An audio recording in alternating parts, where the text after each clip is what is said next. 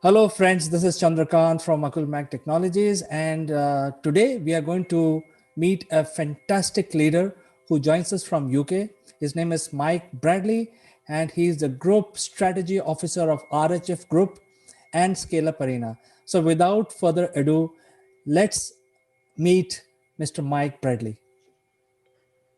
Hello, Chandra. So, welcome to the Likeable Leaders, Mike, and our audience would like to know more about you. You are an accomplished leader Okay. with more than 2 decades of work experience. You've had many successes, many experiences along the way. So, why don't you share your story, how you became Mike Bradley, the Chief or a Group Strategy Officer or RHF at ScaleUp Arena, as we see you today? Okay. Yes, thank you very much for that, Chandra, and good to meet you again. And yes, my journey, I suppose, has come through the tech sector principally, and been in that for you're very generous with 2 decades. It's been a bit longer than that actually, but I don't normally admit it.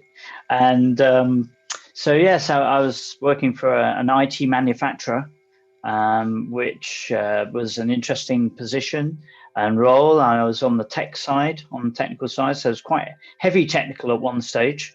Then I was, at a very young age, training manager for UK and Ireland for the tech people within that business. So I was immediately interested in people, and I guess that's sort of been a underlying interest right the way throughout my career. I was also, from an early stage, involved in channel and developing businesses in conjunction with the company, and that again has been an underlying route. So through the course of time, I've been in running businesses for IT distribution companies, been in sales, of course, always wanting and looking forward to getting into general management. I like the intellectual challenge. I love an intellectual challenge, variety, adventure, international work, working with people around the globe. So yes, strategic and corporate development. So it naturally came to where we are now. Always been interested in people around the world, the international scene. Also always interested in current affairs, what makes people tick, and working with people. Amazing story, Mike. I think you are a great leader and you have seen the transformation. And I really beg your pardon, basically, for saying 2 decades. In fact, it should be 3 decades. So, what is your observation and learning from the transition of industry over last 3 decades? Well, I think obviously the last 3 decades has seen a massive change from traditional communication into digital communication. And I think that has probably been the largest change that we have seen. I was in the early stages selling email, which seems crazy now to think we actually had to tell people what this concept was at one stage. But then, of course, it moved on. We replaced, telex with fax. Then fax disappeared. Then we went into audio conferencing. This idea of talking around the globe on the telephone. Then we went into web sharing, and things like WebEx came on the scene, and the products that will enable us to communicate in real time across the globe, internally in organizations and then externally. And then there's things like digital exhibitions, webinars. Here we are talking across the globe online. That I think has been the biggest change. And for me, there's a tremendous amount of potential in communication. The more we communicate, there's always a downside, but the majority of us, we can gain so much by talking, interacting, supporting each other on a global basis. And that's been a massive positive change for the whole world. So I see the ScaleUp Arena behind you, the logo and the name of your company. So at this point, let's learn a little bit about what is ScaleUp Arena, what type of activities your company is doing, and what is your spread? Mm-hmm. Okay, well, ScaleUpArena is there to support growing companies that are seeking growth. And there's two classifications we're all familiar with. There's startups and there's scale-ups. Okay, so you've got the early stage, the ideas, then you've got a startup. And the startup is traditionally the person that goes to the bank, says, I'm starting a new business. They spend 2 hours having a chat with the bank manager, telling them all about what they're going to do. The bank manager says, sign this piece of paper, and then says, I'll send you a debit card in the post and come and talk to me in 2 years when you've got some money. And that's the startup we're all familiar with. Then there's the scale-ups, which has become more popular as a term, which is very rapid growth companies that are 3 years of 20% year-on-year growth with 10 people at the start of that counting period. Now, if you think about it, between startup and scale-up, there's probably a minimum of 3 years, possibly 4 or 5. And I term those emerge ups. That gap is emerging companies. They're not startups. They're faster than that. They started to get traction. But the challenge is there's a big gap with nobody addressing and supporting that marketplace. So I put together ScaleUpArena as the first ecosystem, community, online digital community, online ecosystem, as a way for those emerge up companies to reach that scaling place and scale ups, hopefully, where they can basically get the 5 pillars of growth, which historically have been silo-ized and people have categorized them. So all these companies need resources, they need funding, finance, they need partnering, M&A and joint ventures, which is of course my background, so I'm passionate about that. And part of the growth story, you can't have a growing company without having partnering and channels to market. Then the third area is you need to be able to showcase that product or that shop window, which is the sort of third pillar of ScaleUpArena, a place where you can put an elevator pitch, a multimedia pitch that enables the company to be seen and found rather than going into this needle in the haystack approach on Google. And then fourthly, there's the importance of things like tutoring, training, learning and development. We never stop learning. It's a lifelong journey, as you know. But in order to optimize opportunities, you need to be able to keep up to date, particularly in the tech space, where you've got products obsoleting every 6 months.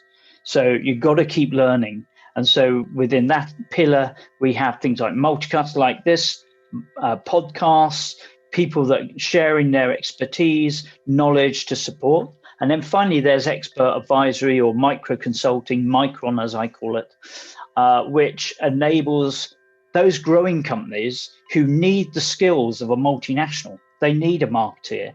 They need a finance officer. They need a strategy officer. They need corporate support, tax incentives. But they actually maybe can't afford to have those people full time when they're emerging. But they could actually have them on a gig economy basis, a part-time basis, an iteration for a particular project, for a particular intervention, maybe weekly as opposed to every day. So those are the 5 pillars that ScaleUpArena provides on a global basis. You asked about scope.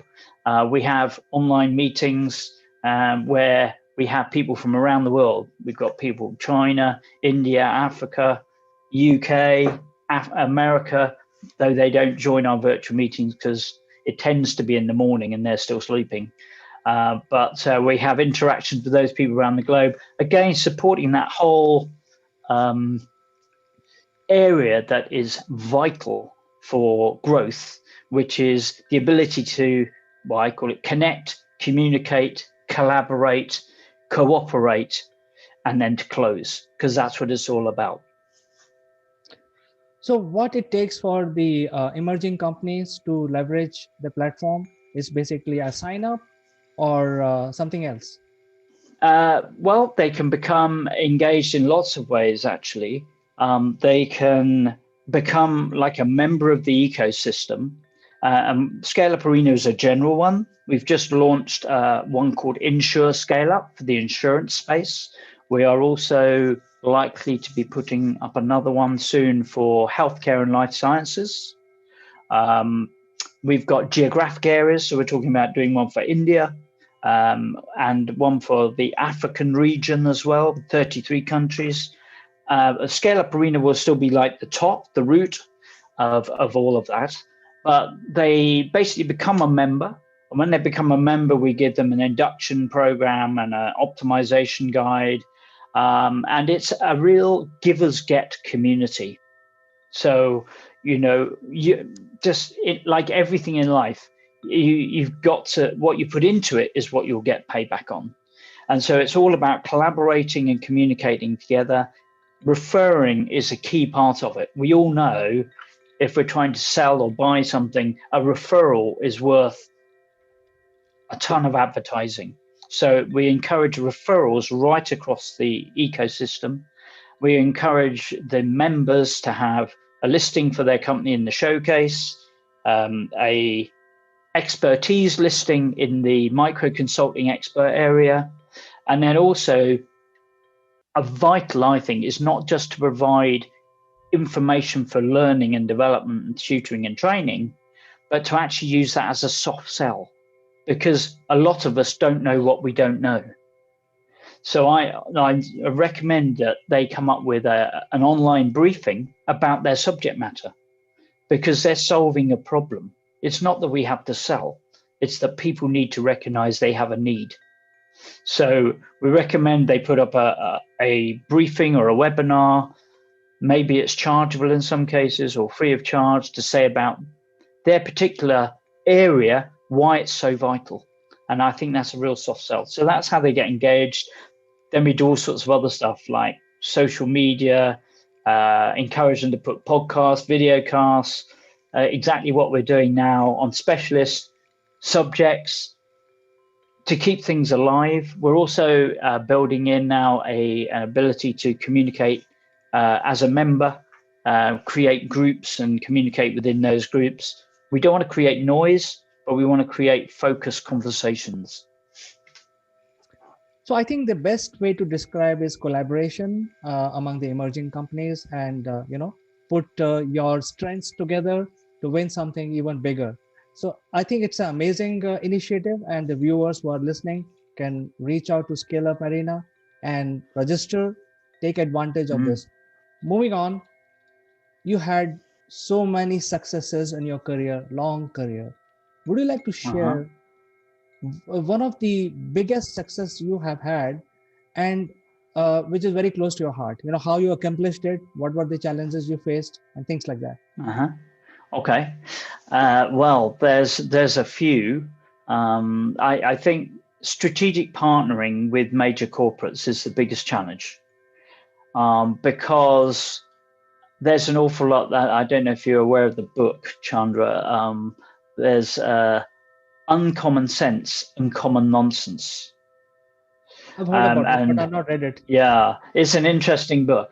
And what it basically says is, let's say 80% of people follow the norm. Everybody thinks they've got to copy everybody else. But it's the 20%, the uncommon sense, that is the important thing. And the problem within a lot of corporates, I think, and particularly with partnering, this is important, is they get into groupthink. They start to think that they've arrived. And so strategic partnering is always an interesting one. And I think one of the biggest successes I had was when I was launching in 2006, launching a relationship with a large networking integrator across Europe, part of France Telecom Group. And the challenge was how to overcome this bureaucratic approach to going to market in a major corporate where everybody's in a silo and you've got to get all the approvals to make things happen. Bearing in mind, in the tech space, products are going obsolete every 6 months. You don't have 12 months to make a plan. And the approach I ended up taking, I think, was I'll go ahead and do what I know I need to do, and I'll take the rap later if I get a challenge. And one of the successes there was one of the early successes was closing a major opportunity in Northern Europe, in the Benelux area. And of course, until we had this deal, it was like, oh, why do we need to bother across Europe? There's loads of other products to sell, blah, blah, blah. But then when we closed this massive deal, all of a sudden, the market lit up. Everybody in the organization wanted us to come and pitch to them, get involved, sell something. And I think that was a really, great success. Another success for me was when I started doing work with India, set up a joint venture with a division of Tata. And so we had my employer, the American company, which was supplying this service for communication on the network of Tata. And so putting that together, it was for me, it was, at the time, it was a new geography. And I've been, of course, since 2008, been across to India a lot. Loved the people, loved the energy. That's why I think the Living Bridge is so interesting for us. Between the UK and India, we have so much to do together, and that went off very successfully. Enjoyed that, and as a result, that was not just a success, but opened up a whole new international area for me. And I guess another success was when I was chairing a business education charity, and it was all about helping 17, 18-year-olds to set up and run their own business in an academic year at school. And I restructured the local boards into a strategic and an operational board. And in the space of 4 years, we went from having 5 operating companies to 50. And I also ended up with and I was working with the top 100 companies in that particular geography. I tried to get the corporates involved. So I went to the CEOs, the FDs, and the HR directors. And I had a lot of corporates come to me. And one of the great successes for me was one day, one of those MDs was retiring. And he contacted me and he said, oh, I'm just about to retire, Mike. I'd like to do something to help this charity, business education charity. And so he said to me, what can I do? And he worked for, I won't mention the brand, but he worked for a company where at a particular time of year, he was asked to get tickets for Wimbledon tennis championships. And people would phone him up, say, oh, can you get me this? Can you get me this, Peter? And so I said, I tell you what, why don't you help me raise some funds? Because this is the opportunity to reverse the tables. So you can phone up all the people that you've been giving tickets to and say, how about some cash? So he then came on board and did that. He was our sponsorships director. And that was another big success. It's so great to learn from leaders like yourself. And I feel that, I'm truly blessed that I have this job and I learn a lot from leaders like you. You are truly a global leader. You have so much experience and spread. You work with multiple types of companies spread across multiple countries. And so therefore you have so much experience. So from your experience, would you like to share where the industry is going in this decade? Considering that your clientele and your partners are spread across the world? Well, I think in the whole world is going digital. And even in traditional technology, digital is now playing a part. I had a brief spell of running a hydraulics company. And at the time, the CEO of the hydraulics company prided himself, this was only 15 years ago, prided himself on not using email. And a bit like the retail stores who haven't adopted online strategies, what's happening is those companies that are traditional, who do not adopt a digital strategy for going to market, for marketing, for growing, are going to struggle. So I think that's one of the big changes that's coming. And thankfully, I've always been at the leading edge of communication, always been in digital. And that's partly where ScaleUpArena is coming from. We're also putting together, rebirthing actually, for SME IT opportunity, which is to help the 80% of companies who reside on the industrial estates of the world who don't touch tech, to optimize that in an efficient and effective way. I think that's the second, so the first one is digital is going everywhere. Second one is traditional technology is going to have to adopt digital. And the third one is, of course, everything is going much faster. If you don't optimize your opportunities in 3 years within the tech market, you deliver or die. And so the pace of change is much quicker, and we can only optimize the opportunities if we use partnering approaches, joint ventures, M&A, and smarter routes to market. So that's, I think those are the major changes. And I think while going through your website, I learned about the investor help also you're giving to the emerging companies. Mm-hmm. Would you like to talk about that? How the investor community is going to shape up our future? Yeah, well, I think obviously, again, taking all the other things into perspective, what happens is that typically a company forms around a technology or a product.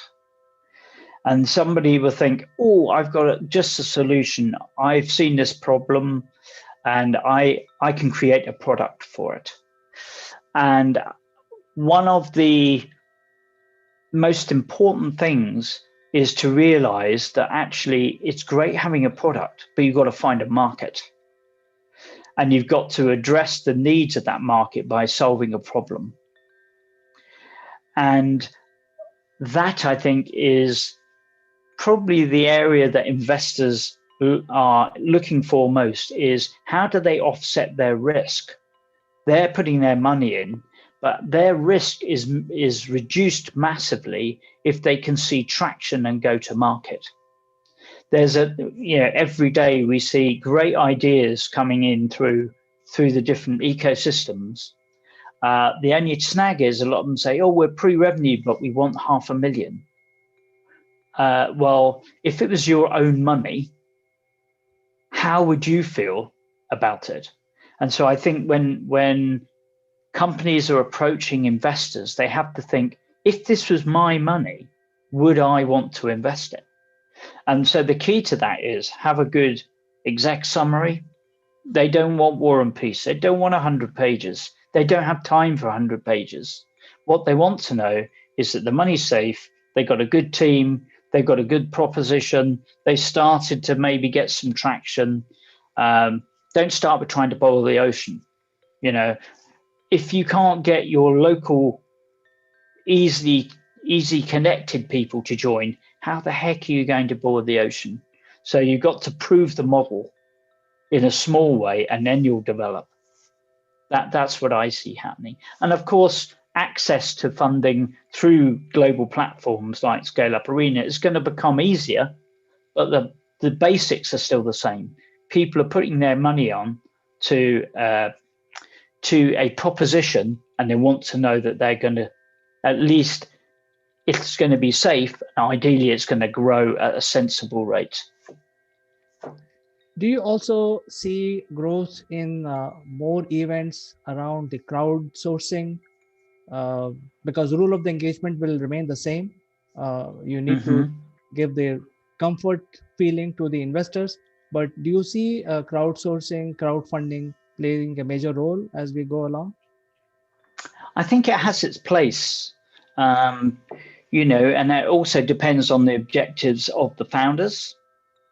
There's certainly, if you can build up a tribe, as it were, if you can build up a follower base, warm prospects, customers, they are potentially the ones that you can go for. B2C, I think it's much more popular than a B2B environment. That's not to say you can't do it in B2B, but I think there are more efficient ways to raise business funding. If you've got a consumer product, people will, if they're interested, they might go to your site, or you may be able to get profile and traction through Instagram or Facebook, etc. And then you might be able to draw the crowd to help make an investment. But I definitely think it's got a place, but it's more of a place for me in a B2C space than a B2B space. So thank you very much for giving us all this information and sharing your mantra of success. What is your last message to the budding entrepreneurs who are watching this video? I think there are three things. One is never give up. Okay, just don't be put off by the naysayers, because there'll always be people who say you can't do it. But you have to have a degree of pragmatism. There might be a time when you have to say we're going to stop. But I think it was in a film where it said, if things aren't yet all right, it's not yet the end. Yeah. And so that's another one. And I do believe, if in doubt, go for it, because you only live once. So if you don't try and achieve your dreams, you're guaranteed you're not going to achieve them. I think this is a very powerful message, Mike, and I really appreciate coming to this show with you and discussing things about what you have done globally. It was lovely talking to you, Mike. And you, Chandra, thank you very much for the interview. I've really enjoyed it. And have a great day. Thank you. Bye-bye.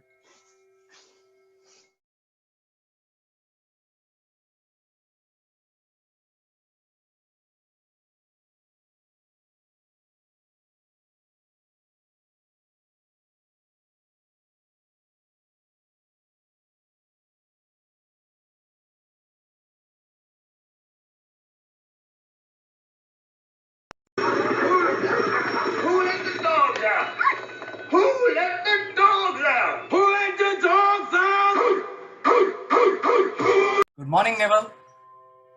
Good morning, CK. It's Friday, it's day 10 of lockdown, and you've got some great news, I hear, from what happened yesterday. Yes, today is day 10, and we got up early, and there was an early morning transmission on all channels across India.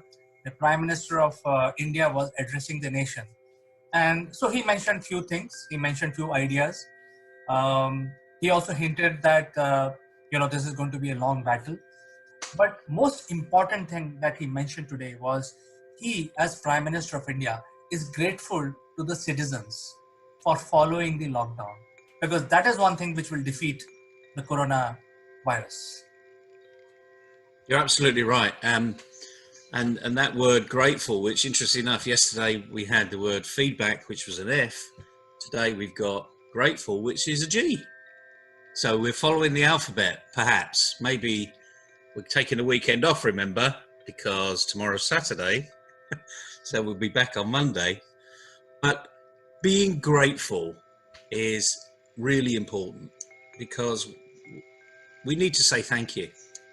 We need to say thank you to our families, to our other halves, to our partners, to our friends, to our relations, to our kids, because working from home has not been easy.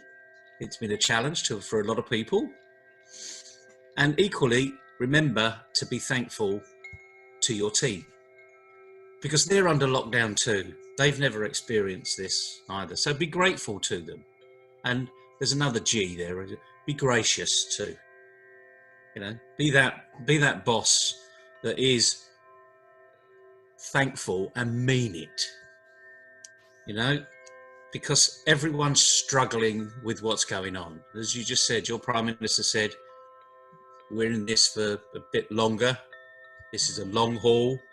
We're actually only delaying, we're buying time here. We're not stopping the virus. We're just buying a bit of time in many respects so that we can get better prepared for what comes next. And that's really important. And we need to be thankful for that too. So you've got your Corona warriors, and I believe, is it Sunday evening at 9 o'clock? Put a candle in the mirror in the front, window. That's right. So Prime Minister urged the citizens to have another event to thank the Corona warriors by lighting, a candle or some sort of a light. Even if you don't have a light, use your mobile torch. Make light for 5 minutes while switch off all your lights in the home. So this is sort of a tribute that he has asked us to do for 5 minutes, 9 p.m. on Sunday. Well, I think that's great. And, maybe that could be adopted around the world, although we're on different time zones. But we certainly light a candle. We had our clap for carers, we call it over here. Clap for our carers. And that's the hashtag. And yesterday at 8 o'clock, everyone went out onto their balconies and to their front lawns and just clapped for 5 minutes. Great. My wife regularly puts a candle in the window at the same time. So that's our little tribute, if you like. We can all do little things. But the main thing is, the message today is the weekend's coming. It's halfway through your day already. Pick up the phone and say thank you to your team. And in the evening, say thank you to the family. We don't say thank you often enough. And the very mention of the word thank you brings a smile on your face too. Because it's a feel good. It really is a feel good factor. And then the more you say it, actually, the easier it becomes. Simple, isn't it? Yes, it's a great idea. I think, thank you, Neville, for, telling us this idea. I think it is important. I'm going to do this as soon as this call is over. I'm going to organize a video call with all my team, whichever part of the country or whichever part of the globe they are, and I will say thank you to them. Yeah, and I bet they say thank you back. Because we're humans, you hope so.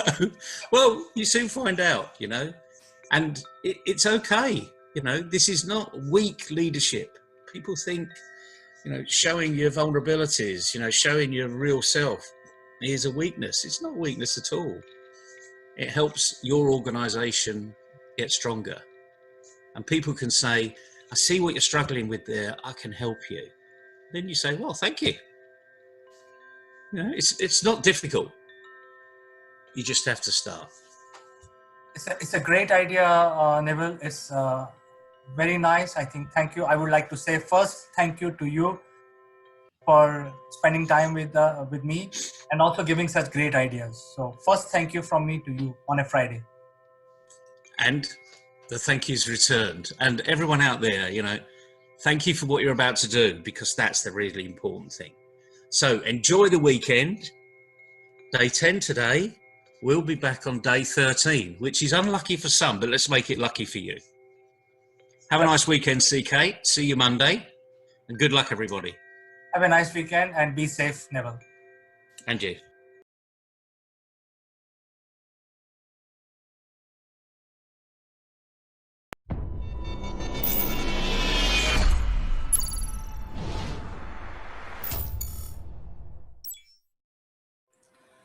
Hello friends, this is Chandrakant from Akulmach, and today we would like to discuss about how do we bounce back into business. And this is a very, very important subject. To discuss this further and to take advice, let me invite my friend from UK, Mr. Mike Bradley.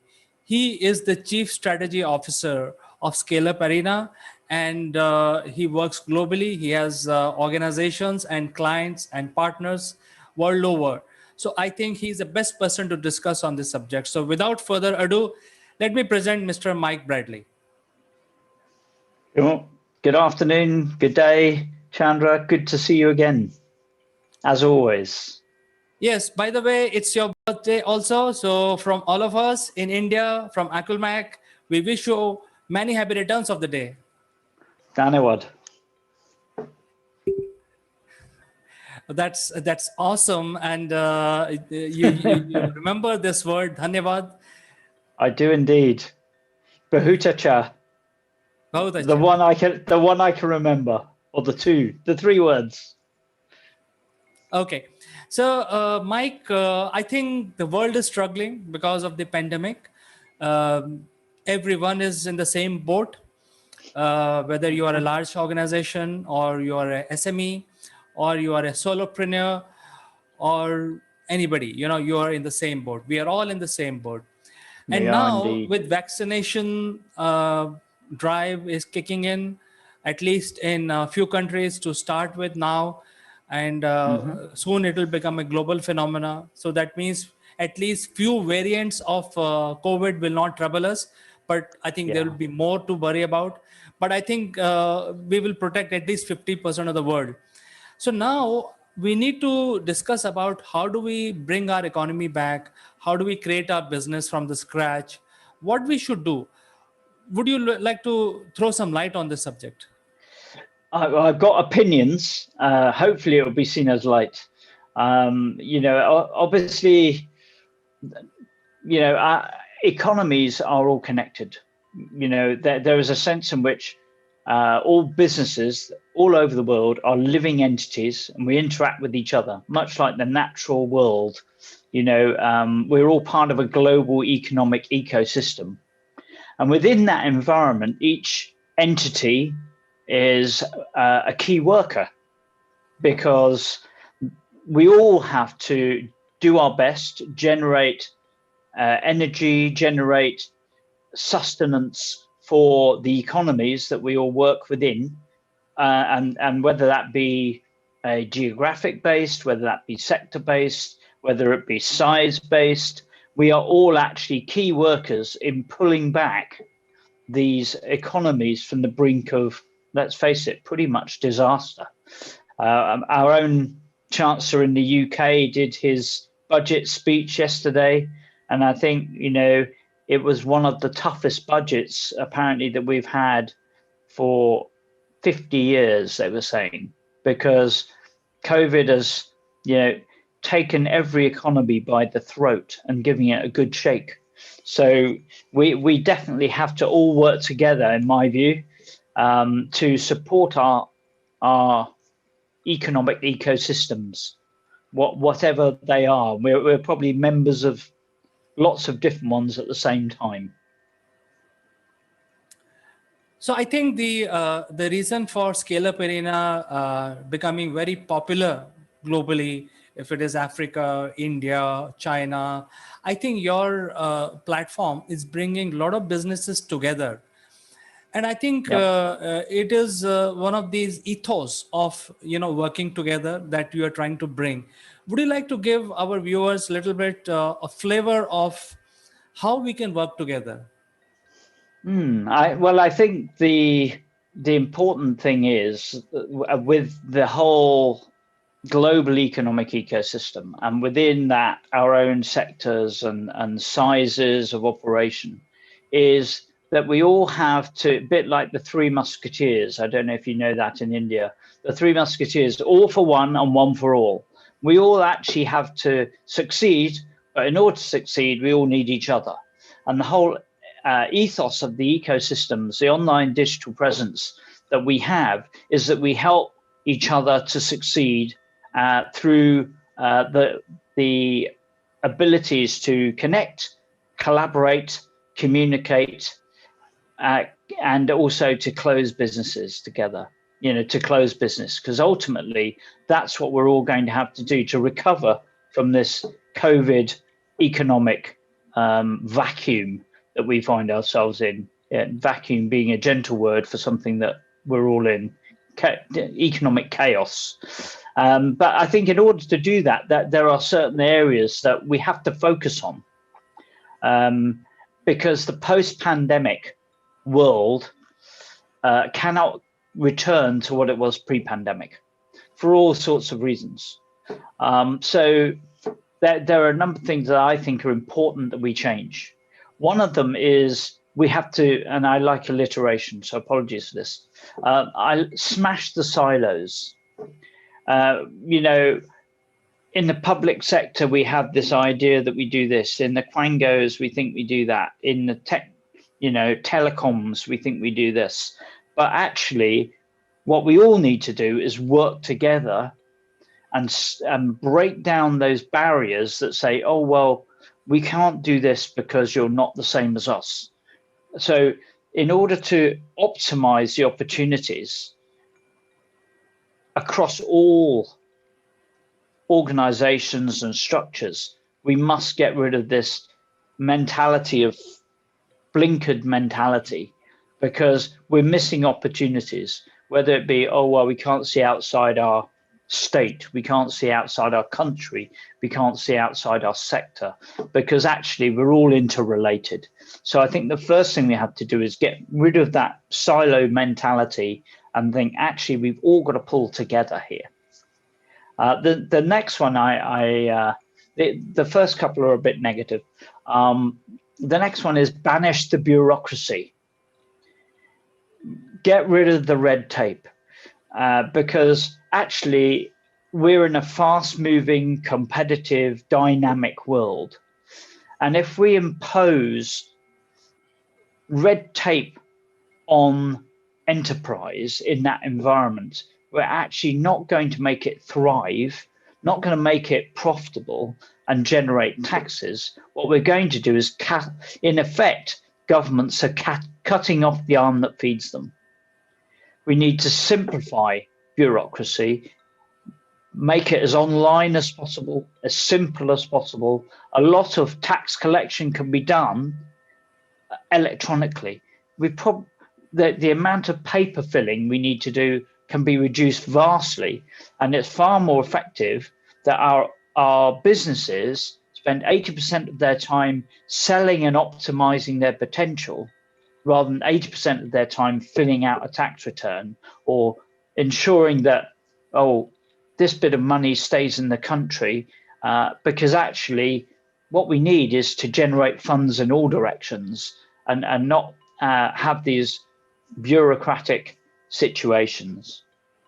And another one I think is really important, and a post-pandemic particularly has changed this culture, is we need to cease city centre-centric commuting, because commuting takes a lot of time, it takes a lot of resource, it means that we spend a lot of money on infrastructure. And what we've all learned, I think, in this pandemic is that actually we don't need to spend 2 to 4 hours a day traveling to an office.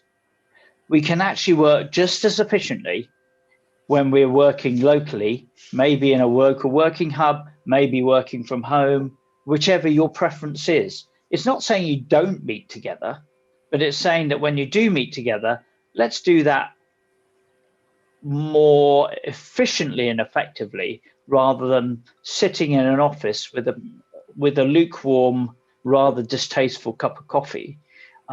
Maybe it's the opportunity to go to a hotel, to go to a nice facility, spend quality time together with the team or with your clients, rather than insisting they come into a rather bland, expensive situation with a lot of travel time and cost.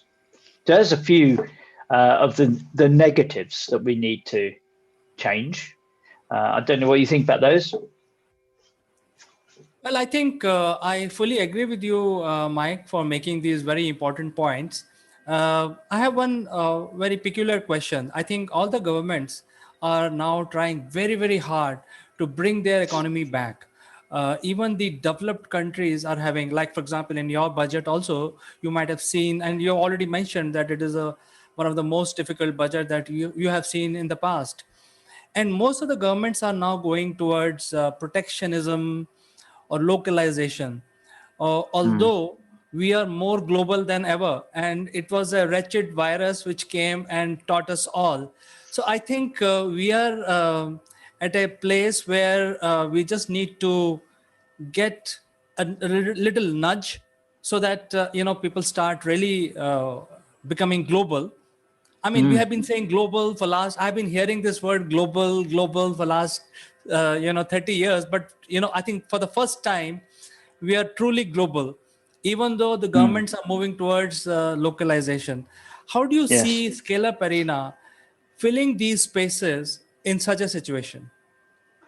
Well, I think one of the positive points is I think we've realized that we can go for global growth without having, again, to travel. Just like commuting, we don't have to go for a week to this particular place and spend thousands of dollars or pounds or rupees or dirhams in a hotel to do business and have a couple of meetings whilst we're there.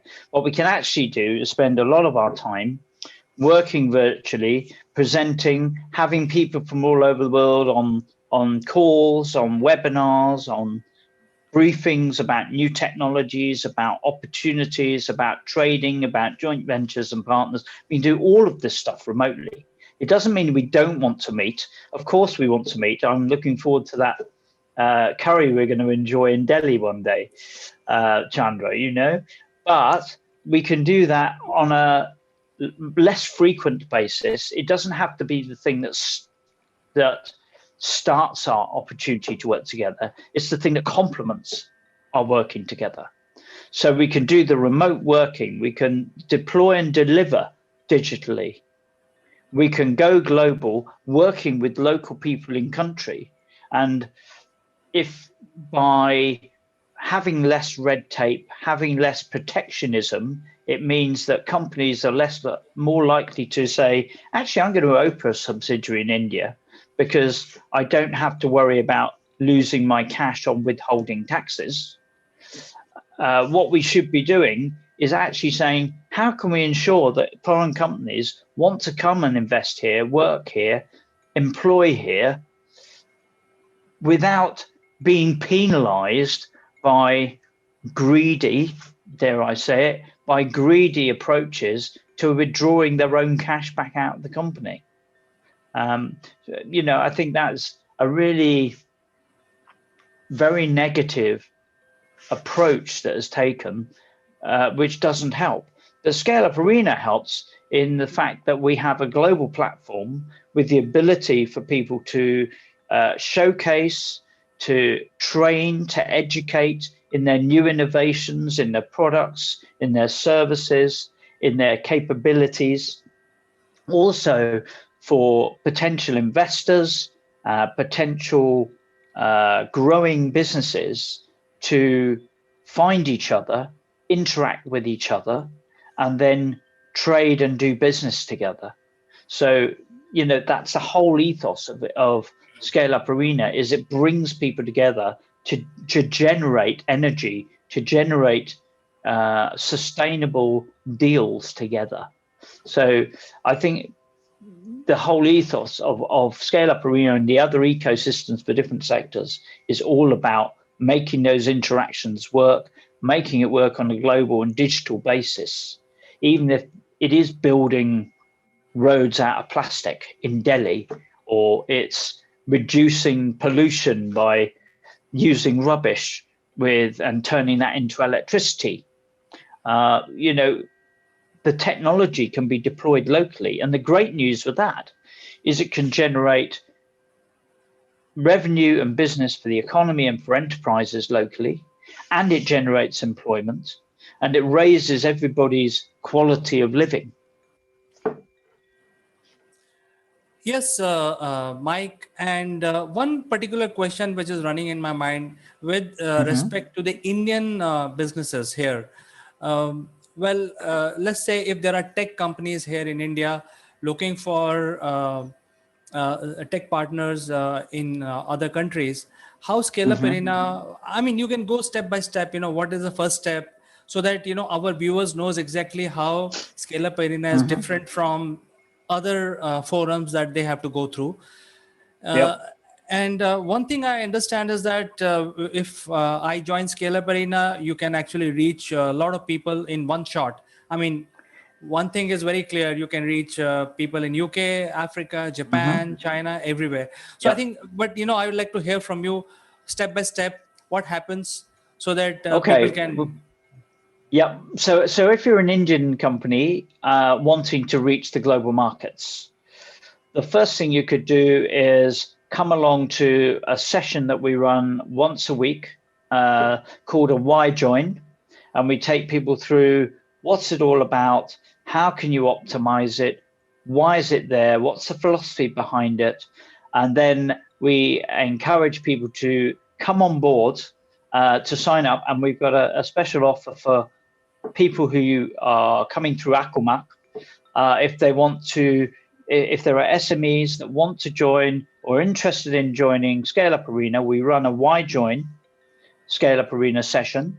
And then if they sign up, we will give them a 20% discount on the usual engagement fee if they mention Akulmach and they come via the Akulmach route. So that is a great opportunity for them to then get part of the ecosystem, become part of the online meetings, the online mechanisms for sharing blogs, creating courses, creating product service entries, sharing those out through the social media channels. Who knows, even maybe coming back onto Akulmach and saying, find our entry on ScaleUpArena, which is the great opportunity, of course, to broadcast that not just into India, but into Africa, America, all the different places, the Middle East, Australia, UK, and Europe as well. So it's a great opportunity for SMEs to do that. The other area that we can really help organizations is for the multinationals, the larger organizations who are looking for ways to differentiate moving forward in the future. We're on the homepage of ScaleUpArena.com. There is find a solution for your multinational. So if you are there and you're thinking, we need to improve the way we service our customers, the way we do our manufacturing, the way we do our artificial intelligence or our client loyalty programs or our cybersecurity or our payment management, go in there and free of charge, you can click enter a little summary as to what you're looking for. And we will then matchmake that with the innovators and the advisors and the experts that we have at the back and try and bring together a solution. Costs nothing. We've got a network of people with, let's say, 10,000 years worth of expertise and experience in business. That's a lot of hours. So we've got that resource free of charge to help the SMEs and the multinationals, the large organizations, to optimize the future, the post-COVID world. Absolutely. This is so interesting because as we move towards the gig economy, even the big brains behind the data and machine learning will be available through ScaleUpArena to large organizations. So yeah. I think with the gig economy as well, what we're looking at is we're looking at the ability to optimize the expertise of people on a more affordable and realizable basis, geared to results, because you don't need somebody full-time. You could take somebody on a project basis or a time size basis to utilize their expertise in that particular challenge. And then you can have somebody else to help you with the next one, be it strategy, be it marketing, be it finance, be it funds. So you can bring that blend together, a bit like an a la carte menu of services, depending on what you actually need for your business at that time. The other area I think is really important that we haven't talked about in this post-COVID situation is we need to recognize the potential of the emerge up companies, not the startups, who, we all know what a startup is. They've got a very, they go to the bank, they have a long conversation. I'm planning to do this business. And the bank manager gets you to sign a piece of paper and then says, I'll send you a debit card and you can start your business with us. Then there's the scale-ups, which have 3 years of 20% year-on-year growth and 10 employees at the start of the process.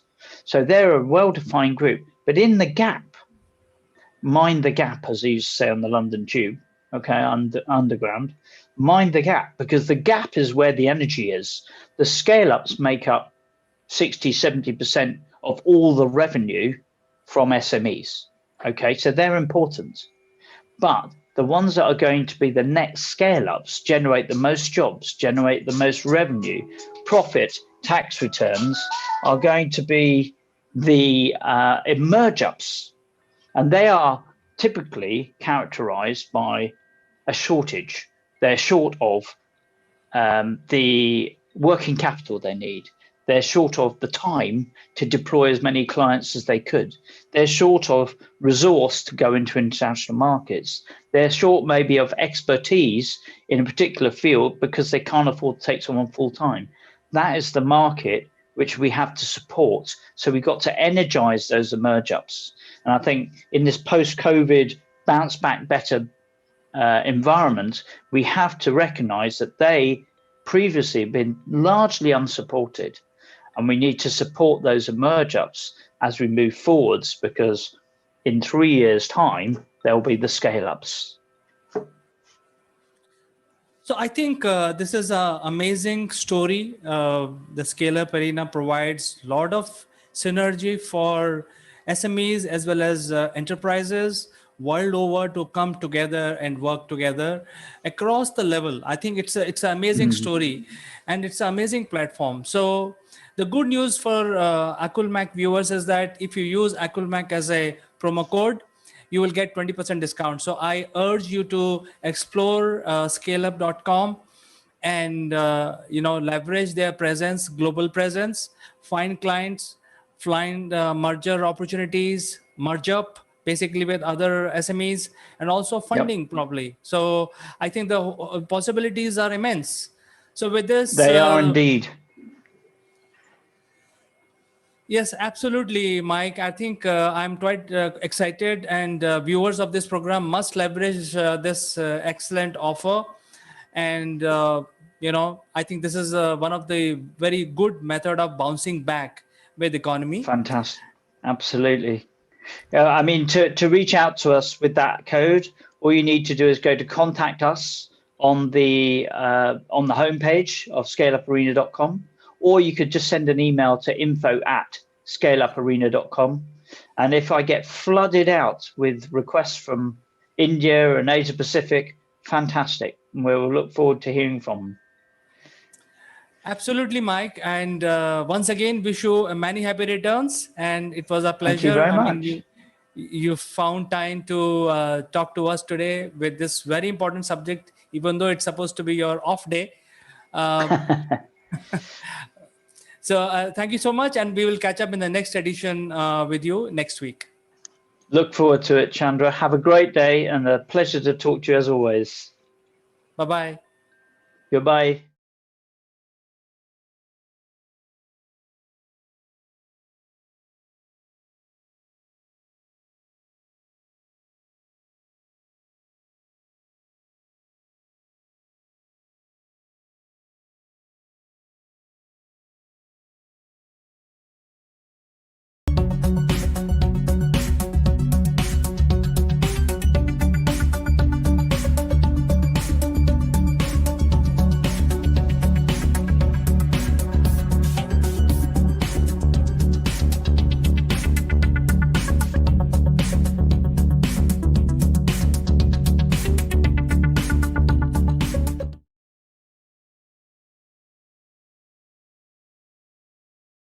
Hello, welcome to Akulmach Live. I am Kanchan Barma and you are welcome to our series of great rishis and great saints of India.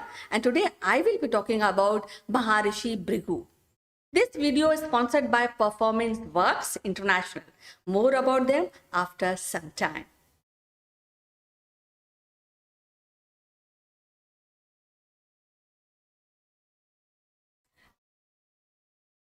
Maharshi Bhrigu's contribution is profound and very unique. He stands out when we talk about other saints and rishis of the world. Maharishi Bhrigu is one of the 7 great sages of Saptarishi, and Saptarishi means highly ranked priest or celestial intellectual beings of Vedic and Hindu religion. Maharishi Bhrigu is first compiler of productive astrology and also author of Bhrigu Samhita, the astrological classical book. According to Manu Smriti, Bhrigu lived during the time of Manu. Now, let me tell you a little about Manu Smriti. Manu Smriti is believed to be the first ancient legal text and constitution among the many Dharma Shastra of Hinduism. In ancient India, often sages used to write, put down their ideas and how the society should run on the manuscripts. It was one of the first Sanskrit texts to be translated into English in 1776 by British philologist Sir William Jones and was used to construct Hindu laws to the advantage of British colonial government. Now, coming back to the effect of Manu's scripts is vast, because the fame of this text is not only limited to India, but it also has effect in the Buddhistic law of Myanmar and Thailand. Also ascribed to Manu, the text also influenced the past Hindu kingdoms of Cambodia and Indonesia. And going forward, I would also want to tell you a little about Manu. Manu means the first man of humanity, the one who rules when the universe is born anew. The current universe is asserted to be ruled by 7th Manu named Vevavasta. Vevavasta was the king before the great flood occurred. And he was warned by the incarnation of Vishnu and built a boat that carried the Vedas and Manu's families and 7 sages to safety. And this tale is also interpreted in many other texts like Mahabharata and other Puranas. I think you will find Manu's story similar to the story of Noah and his ark. Maharishi Bhrigu was married to Khyati, one of the 9 daughters of sage Kadamma. She is more popularly known as daughter of Prajapati Daksh. She is mother of goddess Lakshmi. And Maharishi Bhrigu also had many popular and very good sons. And to name a few is Dhata Vidata. He had one more famous son which is better known than Bhrigu himself, Shukracharya, who was a learned sage and guru of Asur. Asur means demon. And he trained all demons during that era. The sage is also father of Chavanya, who is known for his medicine skill and his rejuvenation through special herbal paste known as Chavan Prash, which was later on prescribed and prepared by Ashwani Kumar, the god of medicine. Bhrigu's another son, Marikonda, is a folklore hero. Marikanda is considered as the founder of weaving, and as a result, God's gratitude was granted 2 boons, a tiger and a giant. The giant disobeyed Manikunda's order and was slain, but tiger obeyed, and so he lived. According to modern weaver caste, there's a folklore that if tiger is encountered in the jungle, it is enough only to speak name of Mrikanda. Mrikanda's name is enough to prevent being attacked. Mrikanda is still seen as a watchful and protective figure in mythology history. All Bhrigu's sons and his lineage has a unique place in history, and their contribution to mankind cannot be ignored. And even famous warrior rishi like sage Parshuram also has a place in Bhrigu's family tree. Maharishi Bhrigu has first compiled the predictive astrology. He compiled around 500,000 horoscope and recorded the life details and events of various persons. This formed a database for further research and study. The study culminated in the birth of science of determining the quality of the time, and Hora, which is deals with the finer point of predictive method. The horoscope were based upon the planetary position of Sun, Moon, Mercury, Venus, Mars, Jupiter, Saturn, Rahu. Rahu means north node of moon, and Ketu, south node of moon. After Maharshi Bhrigu gave his prediction on different types of horoscope compiled by him, with the help of God Ganesha, who is god of intellectual and fortune, in the brief and concise manner. The total possible horoscope chart that can be drawn with this compilation is about 45 million. So if we search any instance of data compilation, then Maharshi Bhrigu's name cannot be ignored.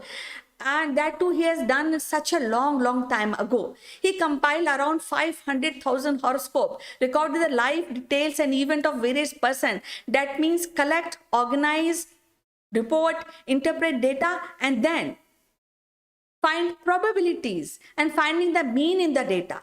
So that means if we apply a handling calculation formula, so that means mean is equal to sum of observation upon number of observations. So, and that too of individualistically, and that is a great contribution of Maharishi Bhrigu to the mankind. Maharshi taught this art to his famous son Shukracharya. Currently, a part of Bhrigu Samhita is available at Hoshiarpur, Sultanpur district of current Indian Punjab state and Varanasi state of current Indian Uttar Pradesh state.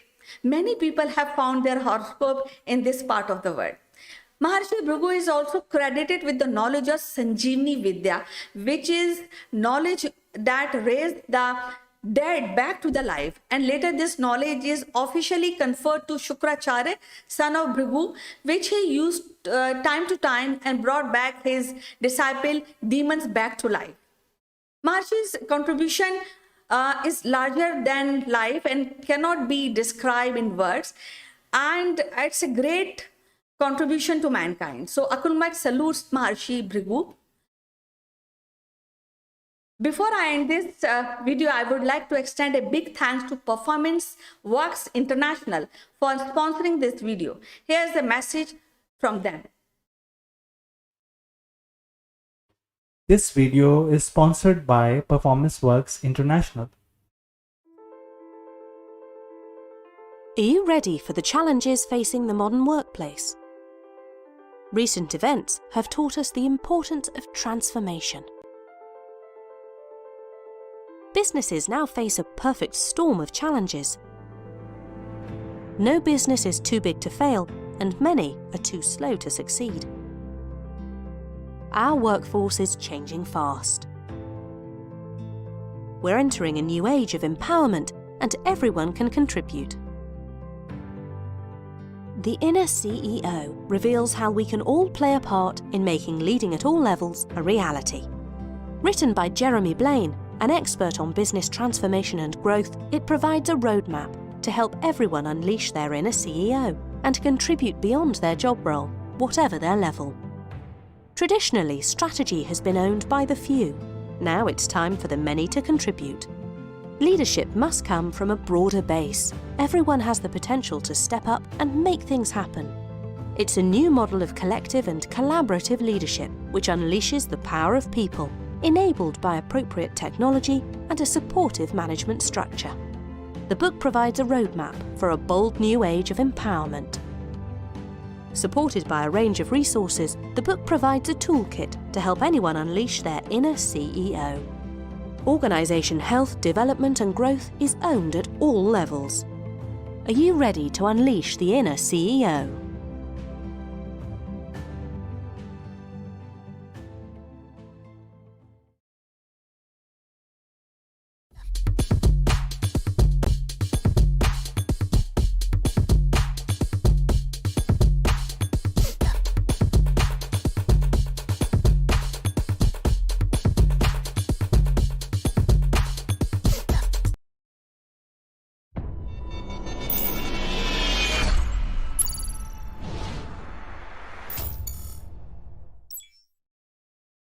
Hello friends, welcome to Akulmach Live and I am Chandrakant. Recently, there has been a very interesting development in the courtroom of India where one of the popular celebrity filed a case which is very technical in nature. It involves telecom technologies like 5G, etc.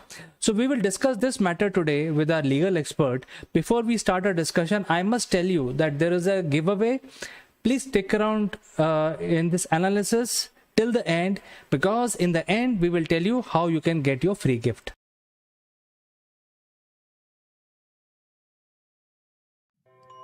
Welcome back friends, and in the legal matters today we have a very interesting and hilarious subject to discuss. It could be interesting for some, it could be hilarious, and to discuss this matter which involved a Bollywood famous actress and a high profile telecom case, we invite our guest from Ahmedabad, Mr. Jeet Bhatt, and we will discuss this matter further.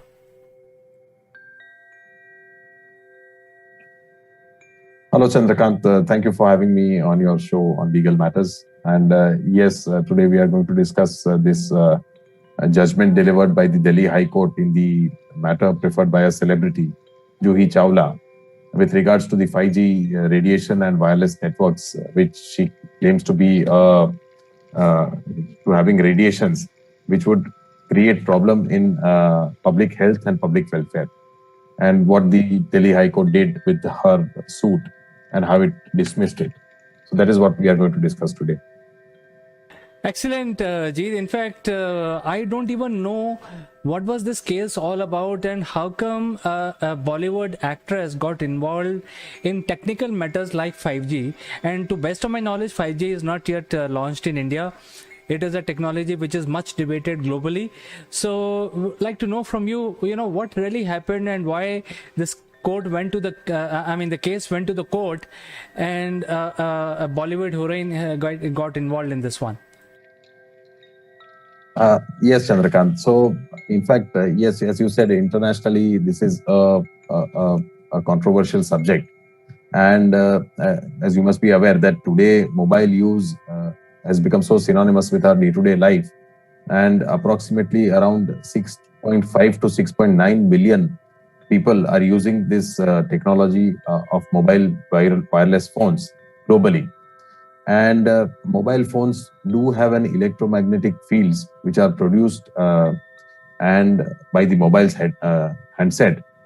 And though its radiation are not so much that it would create any public health or issues, and therefore the International Agency for Research on Cancer has provided that it is safe to use handset, though it suggests that it should be the user should be very careful, because it has carcinogens and it can create problems for day-to-day users over a long period of time.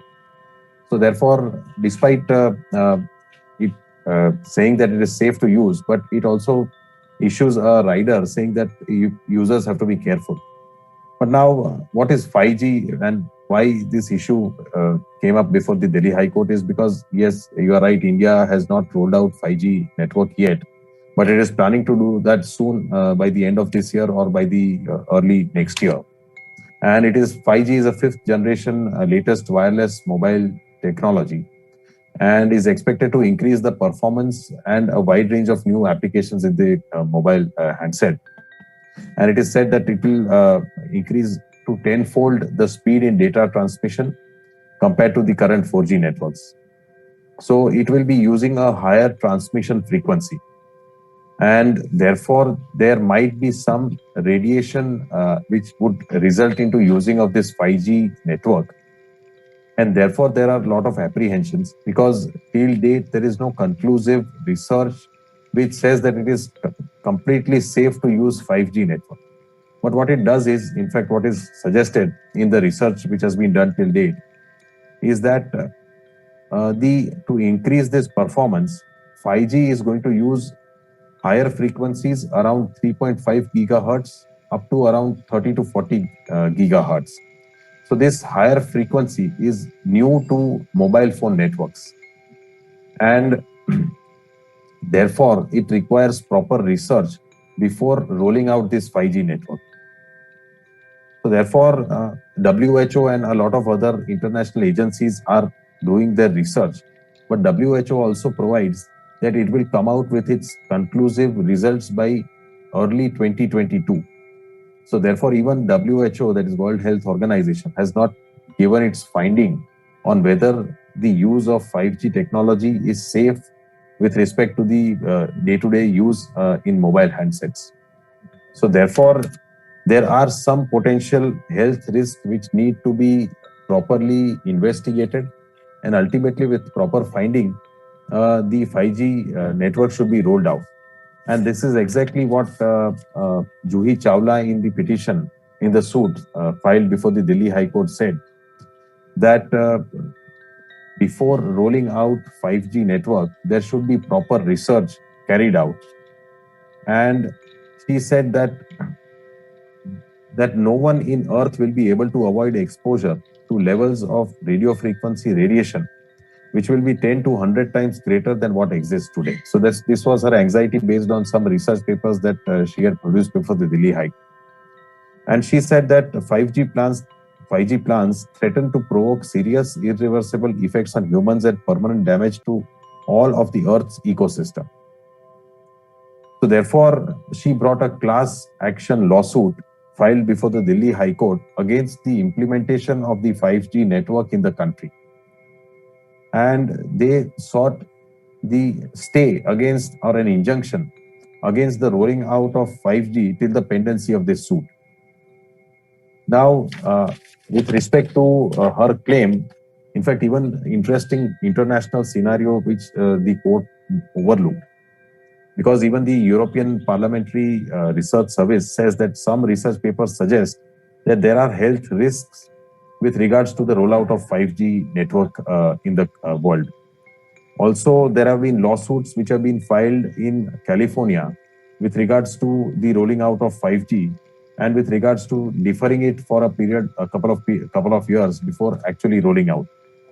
Also, a number of countries like Australia, Italy, Ireland, Switzerland have adopted a more cautious approach and have halted the rollout, citing the ambiguity of the current scientific picture and inconsistency of guidance between supranational bodies and private bodies. So therefore, certainly there is an international scenario which says that precautionary measures have to be taken. And there are lawsuits which have been pending in California and other countries. Also, Italy has also issued some advices against the rollout of 5G in some suits which have been filed in Italy. So therefore, there is international pressure or some research which suggests that there should be some caution before rolling out this 5G network. So Juhi Chawla, along with two other plaintiffs, filed this suit before the Delhi High Court on a representative capacity, saying that there is a health and public welfare problem by rolling out this sort of a technology. And therefore, unless proper research is carried out and unless conclusive proof is available that the use of 5G network is completely safe, only then can the 5G network should be rolled out in India. So this was basically the crux of her suit. But the court, when the hearing was to take place, and what happened on that day is that she had put the link of the video conferencing on her social media platform, and due to which a lot of people could enter into the courtroom to witness the proceedings. And unfortunately, one of her fans started singing songs of Juhi Chawla's movies. And this certainly disturbed the proceedings of the court. And the court was again and again trying to switch out this fan of Juhi Chawla, but he used to again log in using different IDs. So even if he was logged out from the video conferencing facility, he again used to log in from some different IDs. And he continuously tried to create a nuisance sort of a environment in the court by singing songs. And this is certainly not acceptable.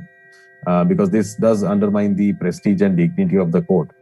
And therefore, the court issued a suo motu contempt notice against the person who was using this platform. So, Jeet, I would like to share my thoughts on this subject from the technical standpoint, not from the legal standpoint. 5G actually brings earth-shattering technology to the consumer. And as you rightly said, it is at least 10 to 20 times faster than 4G. And on 4G, you are getting a speed of 150 Mbps, which is sufficient for running any TV programs or anything like that. But with 5G coming, which is 20 times faster or 15 times faster than the current technology, then you will be able to run 4K videos. That means at least very high quality and also artificial intelligence based content on your network. And this technology has been developed by Huawei, which is a Chinese company. And the state of affairs between other countries and China right now, and that is why Huawei has not been allowed to start 5G network, and that is really the moot point. And they are having trouble everywhere in UK, in US, and in Australia. And they already had contracts to roll out 5G in UK and US, and the government have cancelled those contracts. So what is happening right now is that India said, especially Reliance, that they will develop their own 5G network, and so we are all waiting for their 5G. And now the 5G, the basic difference between 5G and 4G is that from the wireless standpoint, 5G basically narrows the beam and beams it in the line of sight into your house. So the problem there is that since it is going to narrow down the beam, and it's like a laser beam consisting of radio waves coming to your house, that means there will be no cable required, and a beam will come to your house from the tower to your house. So it will be much faster. There will be no cable in between. So I think that is really the point. And if you there is no conclusive evidence that this radiation is going to harm the humans or animals or birds or any life, because it has been proven by scientific standards that the amount of radiation 5G produces is 100 times less than the cosmic energy which hits us every second, every moment. So it is completely safe. I think it's more political, and also there are alternative technologies available. So with this technical background, I pass the baton on to you so that you can talk about why Juhi Chawla got involved in such a technical matter and such a political matter which is of a global standard. Yes, Chandrakant. So you explained it, the technical issue with regards to the 5G network. But with respect to this suit, in fact, this suit did raise some important questions which could have been decided by the Delhi High Court. Because as I mentioned that till date, there is no conclusive research. So, and plus also some research suggests that there is going to be 10 to 100 times more radiation with regards to this technology. So certainly some effect, because every radiation will have some effects on the human body. And with a phone which is so ubiquitous with our daily life, that 7 billion people using it every day and 7 billion having a handset, certainly it is of some risk in the hands of general people. So with regards to health safety, this was a very important issue which was raised by Juhi Chawla, though she's a celebrity. And the court pointed out that she filed a suit in order to gain publicity. But that also, I would not completely agree, with greatest respect to the Delhi High Court judge who decided this. Because she's already so popular, and she's such a popular actress. She has such a big fan following. She's also the owner of Kolkata Knight Riders, the IPL team, along with Shah Rukh Khan. So I don't think that the only purpose was to gain publicity out of this suit. In fact, if she really believed that there is some issue with regards to rolling out of 5G, and due to this anxiety, if she wanted the court to decide on this issue, I think as a responsible citizen, she had the right to file a suit and bring this class action before the knowledge of the court. And then the court, based on the evidence, could have decided what is the further course and what is the best option available to the plaintiffs, as well as what is the best course of action for the government to do with regards to the rollout of 5G. But the court, on the contrary, at the threshold, threw the suit completely without entertaining or without even entering into the merits, only on the grounds of technicalities. Now, also another issue that I wanted to raise is that certainly this was a class action and sort of a public interest litigation. So even the High Courts and Supreme Court since 70s, 80s have relaxed the procedure with regards to public interest or social action or class action litigation. And they have done away with a lot of procedures which was otherwise required. In fact, in 80s, the Supreme Court have also accepted letters written from jail also as petitions, and have taken action and rectified the errors which have been committed, and have passed several far-reaching judgments and orders which have done tremendous good to the society. So therefore, in fact, even with regards to environmental issues, the Supreme Court has taken up so many issues. So she had a point. She had raised some important questions, which I think the court has, in extreme technical manner, decided the suit and dismissed it. And on the contrary, has also held that this was a publicity stunt, and this was done in order to abuse the process of law, and also imposed a cost of rupees 20 lakhs on the actress for filing a suit. So I think this is a little harsh on the actress, and also the important point which was there in the suit remained undecided.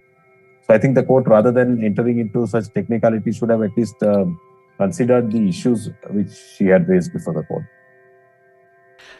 Well, Jeet, from my point of view, I think there are two things that has happened. I think we need to recognize role of the lobby here. There is always a lobby. There could be a lobby at work which is acting on the behest of 5G operator, and we know that 5G operator is Huawei. There could be an anti-lobby, because in the end it may turn out that 5G has no harmful effect. As you mentioned that there is no conclusive evidence. So it may turn out that Huawei has done a groundbreaking work, and just because the countries have issues with the country like China, so they don't want Huawei to, they don't want to accept this fact that an Asian country can come out with such a groundbreaking technology, because we are the people who came out with the mobile phones and all that. So how come Chinese came out with such a groundbreaking technology? So there could be anti-5G lobby also at play. And there is a third lobby which is promoting alternate technology. So things like Starlink from Elon Musk. So once Starlink comes, there'll be no need for high-speed network. So I think whole lot of equations are being, permutation combinations are being played at. And to my surprise, as a common citizen of India, that even though it's a public litigation and a class action suit, which anybody can file, whether you are a famous celebrity or a common man, a class action can be filed by anyone. So I fully agree with you that at least court should have done some hearing to it. But I think can Juhi Chawla approach the court again? But I think, and also I think that the misconduct was entirely done by the fan which joined the video conferencing. So I think that person is not penalized. So I think we need to identify and tell a spade that she was a person who was doing the right thing, and some miscreant actually got into the call and spoiled the whole thing. Don't you think so? Yes, Chandrakant. In fact, maybe the conduct of the fan did irk the court to such an extent that he dismissed the petition, because he also mentions the reason for publicity, that is that Juhi Chawla published the link of the court on her social media. But in fact, in India, we have under the common law, we have an open court system, and anybody who wants to visit the court can visit the court and also watch the proceedings, because every proceeding is in an open court. So what Juhi Chawla did was that she published the link, but if it was a physical court, anybody could have come and heard the proceedings going on. And therefore, if it is a virtual platform, and if somebody wants to enter the link and enter the court and visit the hearing, but if only requirement is that they should not disturb the proceedings. And certainly, even in physical courts, you cannot disturb the proceedings. But if anybody wants to enter the courtroom and watch the proceedings, I don't think that should have been an objectionable act.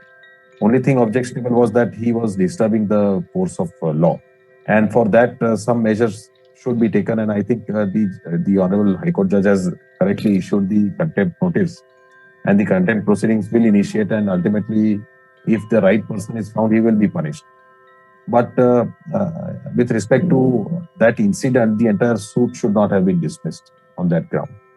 And now, yes, Juhi Chawla can challenge, but she'll have to file an appeal before the Supreme Court challenging the judgment of the Delhi High Court. All right, so I think we will keep visiting this story because still evolving, and 5G is not yet implemented. 5G technology is only available with Huawei, and at least in India, Reliance said that they will develop it by end of December, so they must be working on it. And Starlink is already there, which is an alternative, and it's not 5G, it's not harmful, it is coming from the space. So Jeet, thank you so much for clarifying this case to us. We will keep visiting this story as it evolves. We have some unique Akulmach memorabilia which will make you look outstanding. The graphics on these corporate gifts are based on the global best business practices. To become recipient of one of these gifts for free, you have to watch this video till the end and provide your valuable comments. Or you can also share your experiences. The person who makes the best comment would be chosen to become a recipient of these beautiful Akulmach gift, absolutely free, delivered to your doorsteps. The winner would also get a chance to be invited live as a distinguished panelist during our next video. What are you waiting for, friends? Please subscribe Akulmach and smash that like button.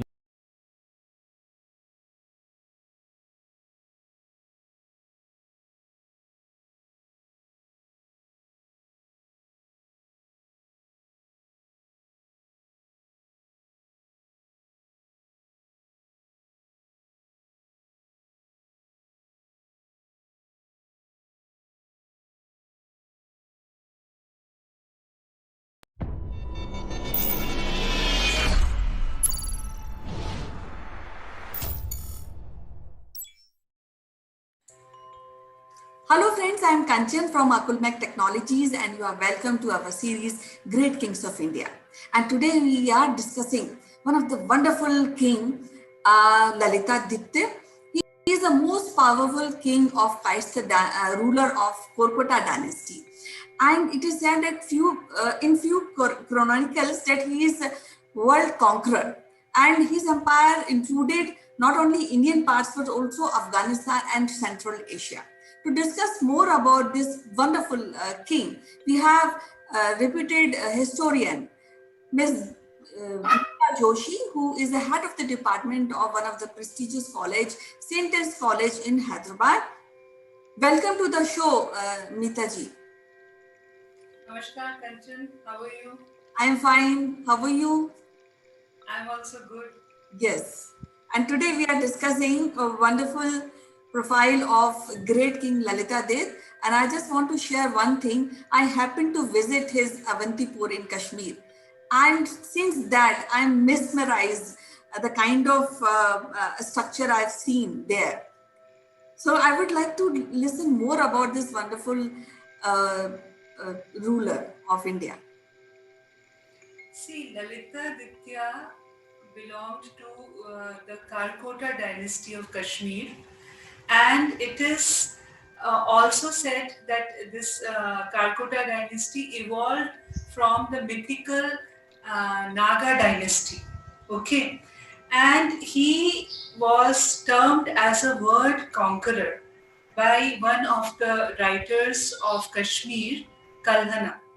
So Kalhana wrote one account known as Raj Tarangini, in which he describes Lalitaditya as a word conqueror. And to tell you, Kanchan, the meaning of Rajtarangini is rulers of the river. Okay, rulers of the river. So, Kalhana has explained his reign as such that he was ruling all the extents of the rivers of India, not only in India, Afghanistan, Central Asia also. And if you view the historical accounts, not only in Kalhana's Rajtarangini, we get the mention of Lalitaditya in the book of Tang Dynasty of China. So that means he had relations with China also that time. Some historical accounts they put up that one of his ministers, Count Kun, was of Chinese origin. So that means he had, extent till China. And if we see his time period, it is from 724 to 760 CE. Okay. Why he is termed as a world conqueror is that he was the king who not only stopped the Arabian and Turkish invasions in India, but also established his empire in most major parts of India, Afghanistan, and the Central Asia. He is also termed as the Alexander of India. So why? Because Alexander also boasted to be a world conqueror. So same way, the Kashmiri author Kalhana, he wrote about him that he was a world conqueror. Not only a world conqueror, a person who built the empire, who developed all the areas of art, architecture, and he was a great builder. Apart from a military general, he was a great builder. Why he is termed as a world conqueror? Because first of all, he defeated a very famous king, Yashovarman of Kannauj. Right. And finally, Yashovarman, submitted to him, and not only Yashovarman but other rulers that time, they all accepted his suzerainty. And why he is, praised in all the records is because he was the one who stopped all the foreign invasions. That time, all the Arabian, the Turkish invasions which were happening in India, and the time period in which he ruled. He ruled for around 37 years. So that time period in which he ruled, they are free of foreign invasions. Otherwise, before that, you find lot of foreign invasions happening. Because 326, you get Alexander coming to India, and many other, Arabian and Turkish invaders also. Right. But his rule, that almost 37 years he ruled, that was free of invasions. Okay. That means his army was very strong, his empire was, huge, and he was a good administrator because he was able to manage this huge empire sitting at Srinagar, because Srinagar was the traditional capital, but he developed his new capital that was known as Parihaspur. Okay. Still it is there, Parihaspur. Parihaspur means a smiling place. Okay. So he developed his capital there, and he controlled the entire India, Central Asia, and Afghanistan from there. Okay. Not only in terms of his military conquests, he is also known in history because of his, love for temples. There's so many temples he built.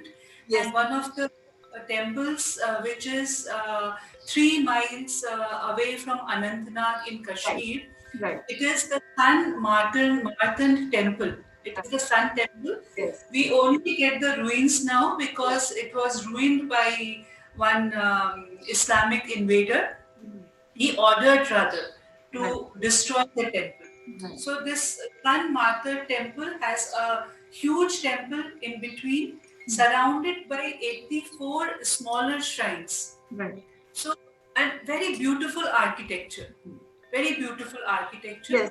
And not only this Sun Martin temple, he built temples of Shiva, Vishnu, all deities. He built the temples, but unfortunately, the invaders who came, they destroyed all the beautiful architecture which was left by Lalita Ditya. Not only this, because that time, there was scarcity of water probably because of, as we know, Kashmir is very cold. So he built many bunds. Bunds means small water bodies for the purpose of irrigation, and canals which he got built from the rivers, canals for the irrigational purposes. So not only we can remember him as a military general, but a builder who has who left a good legacy. But unfortunately, as I said, the invaders, the Islamic invaders, they ruined it. They rather gave orders to ruin it, so, which is very unfortunate. And see, it has not only happened in Kashmir in the reign of Lalita Ditya, but if you move down to Gujarat, Mahmud Ghazni, he attacked Somnath temple many times. Why? Because it was a very rich temple. Very rich temple. So, to tell you the fact, Ghazni, he invaded India 17 times. From 1000 to 1017 AD. So not only in Kashmir, so many places these invasions has happened, which have, destroyed our heritage, because all these temples, monuments, they come under heritage, and they tell us about the history. So much of destruction was done in the previous years, in the past, and now I will divert from the topic, Kanchan. Now, when I'm not talking as an individual, I'm talking as a common person. Now, when we want to undo that which has happened, so lot of communal questions, they come up. Many communal questions, they sprung up. Yes, actually, we don't realize this is a part of our heritage and we should be proud of it. As I told you, when I visited Avantipuram, it was so mesmerizing because even the ruins, the architecture on the pillars and the stones which I've seen that point of time, which were really very artistic. And you really feel and you have that kind of greatness when you touch any of these stones, and it is spread on a vast area. And that, unfortunately, it is all in a stone, ruined. You are getting the ruins. Right. And just imagine if we had the original temple, how grand, how beautiful it would be. Right. Main temple surrounded by 84 small shrines. Right. And it was the temple of sun god, because Martand is another name of sun. So not only for the sun, but he built temples for Shiva, Vishnu, and other Hindu deities. And why Lalita Ditya is also praised in the pages of history, as I told you, not only for his military conquests, but for the work which he did for his subjects, for the public. Because he cared for the public, he built those water bodies, bunds, canals for irrigation. And not only that, we in Kalhana's Raj Tarangini, we get account that the the statues which were built, they were huge, and maybe that was exaggerated also, because seeing the time period, you feel little confused at how they were able to erect so huge statues of gods and goddesses. But Kalhana's Raj Tarangini, which was written in the 12th century CE, gives us a very detailed account about his reign, about Lalitaditya's reign.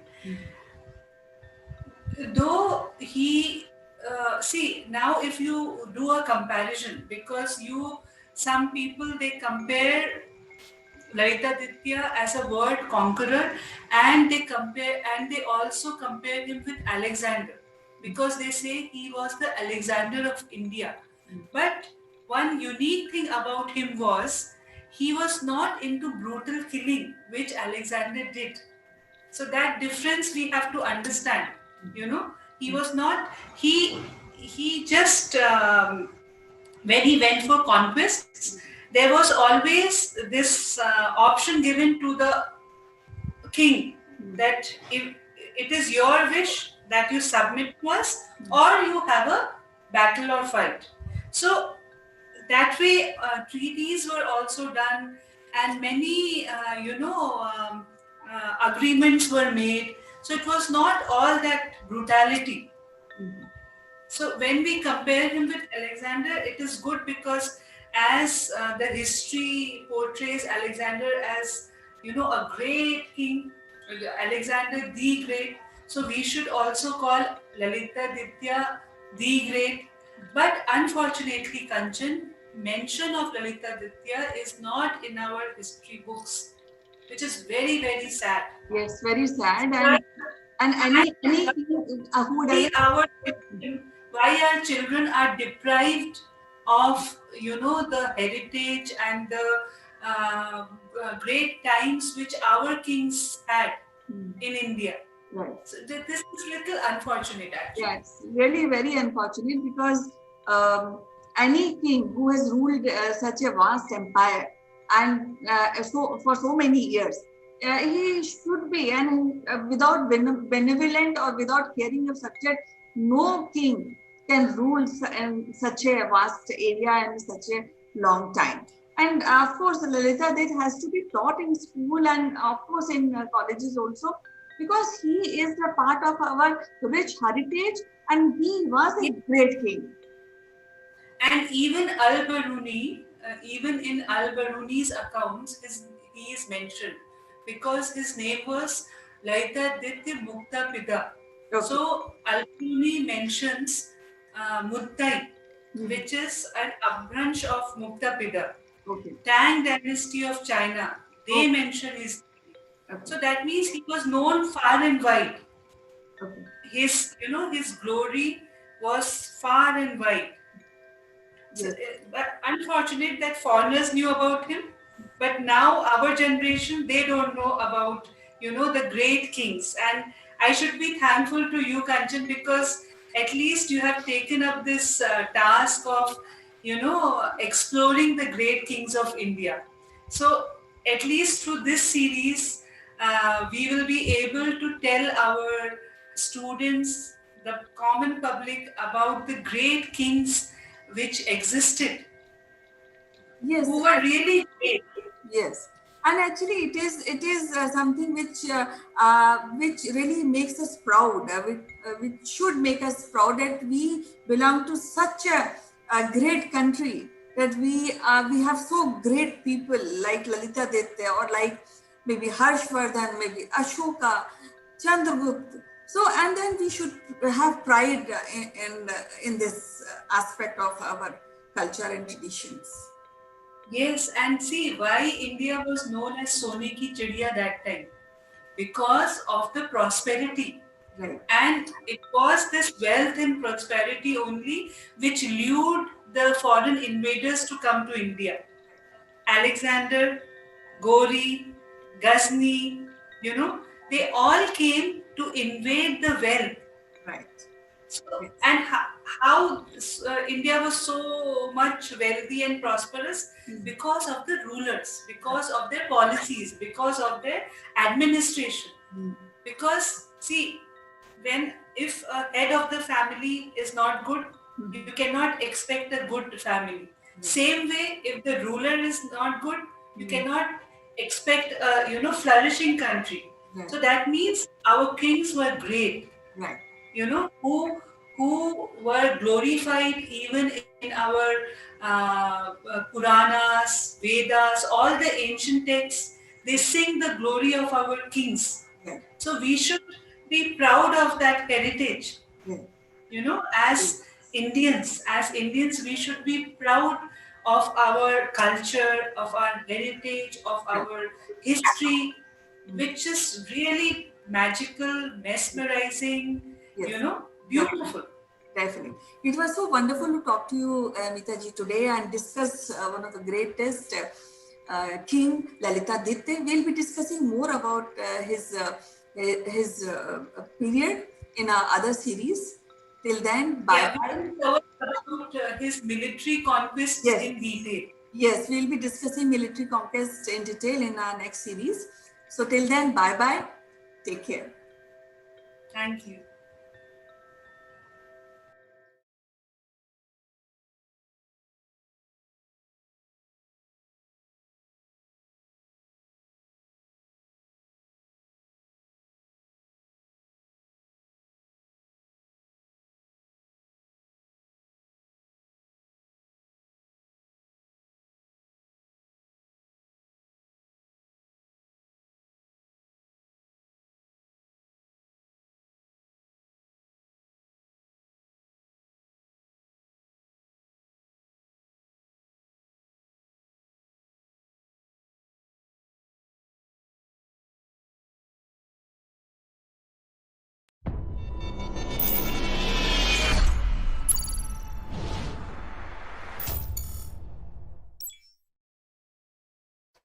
Hello friends, welcome to Akulmach Live. I am Kanchan Varma, and today in this episode we are discussing about the street food available in Delhi.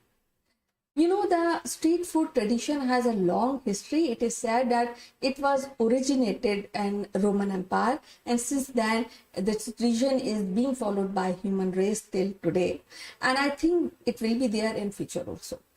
We have in this episode a very interesting personality who will be discussing about the items, the taste, the joints in Delhi where you can find an item of your choice.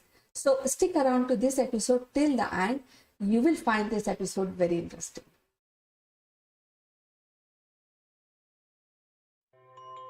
Welcome back, and today we have a very interesting personality, Ritu Gupta, who is a very good cook, and she generally, I have heard from many people that she make fusion food, and she knows what chemical to be integrated and what chemical will give a nicer taste for our taste buds. So we will be discussing something very interesting today, and let's go to Ritu and ask what she is offering to our viewers today. So welcome to the show, Ritu. How are you doing today? I'm absolutely fine. Thank you, Kanchan. And I feel so great to talk about food because I think food is there in my, when I breathe, it is food, and food makes me happy, and food, it really makes me feel great also when I have to cook for other people. So it's a very interesting topic that we are picking up today. And when I talk about food, I only talk about street food of Delhi. Well, it will be very interesting to talk to you regarding street food of Delhi because Delhi being a capital, and I am sure that Delhi offers lot of combination of cuisine across India. I think we can get any type of food in Delhi. So tell us more about this street food of Delhi.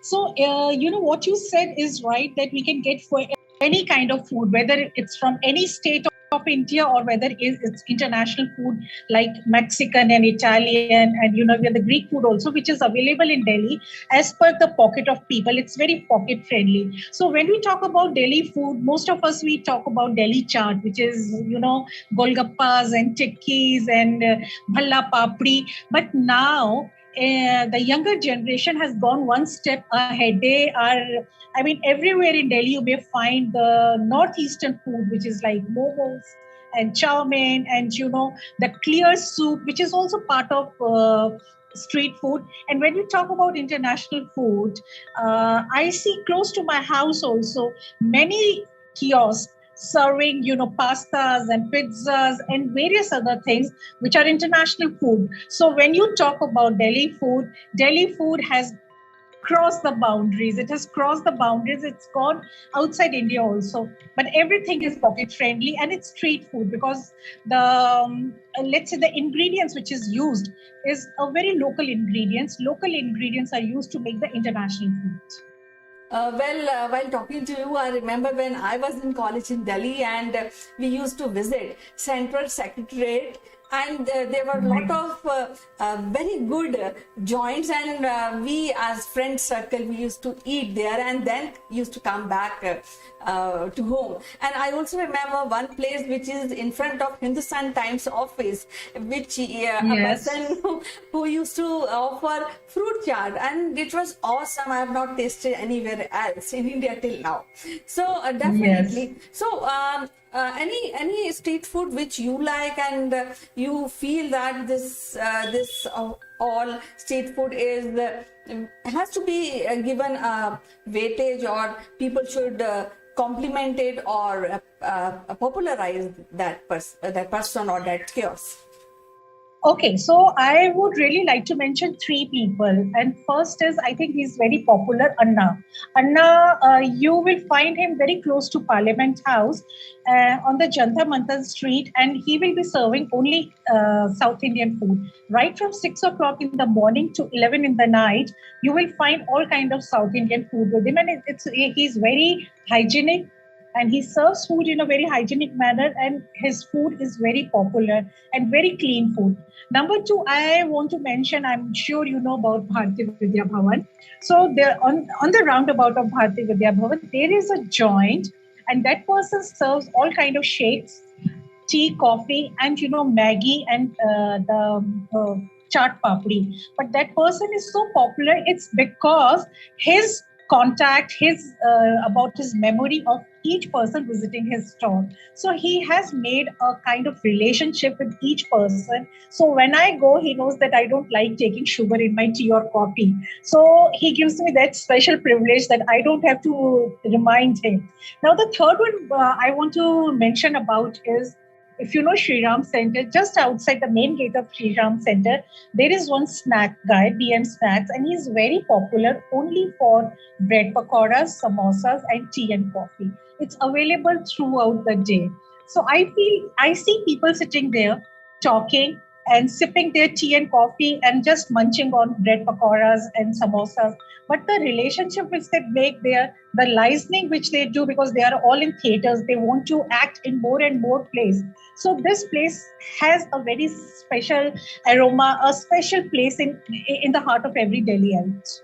Well, while mentioning all the dishes and definitely the ambience, because I know these places very well, and I really feel like just going there right now, actually.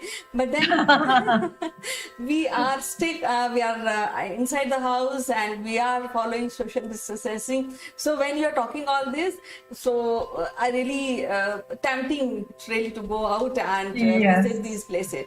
So I would like to know how you can differentiate street food from a restaurant fruit or from a home fruit.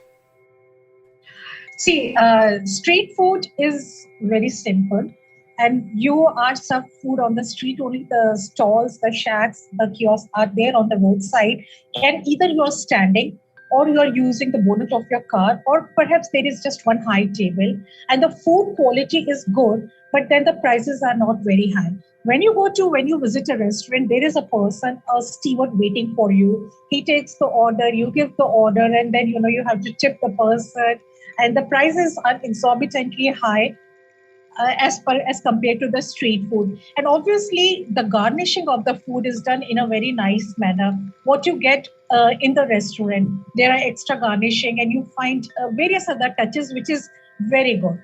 I'm not saying street food is bad, but then you do not find that kind of garnishing. But when you are making food at home, perhaps it may not be very spicy. Perhaps it may not be up to the taste like what you get in street, but then you may give the same look also, because the ingredients, the spices used in the street food, they're very local and they're very raw. So the taste is different. As for me is concerned, I feel that when we make food at home, so sometimes it depends on mood, because as everybody says that you have to be happy while cooking in food, but sometimes we are not happy.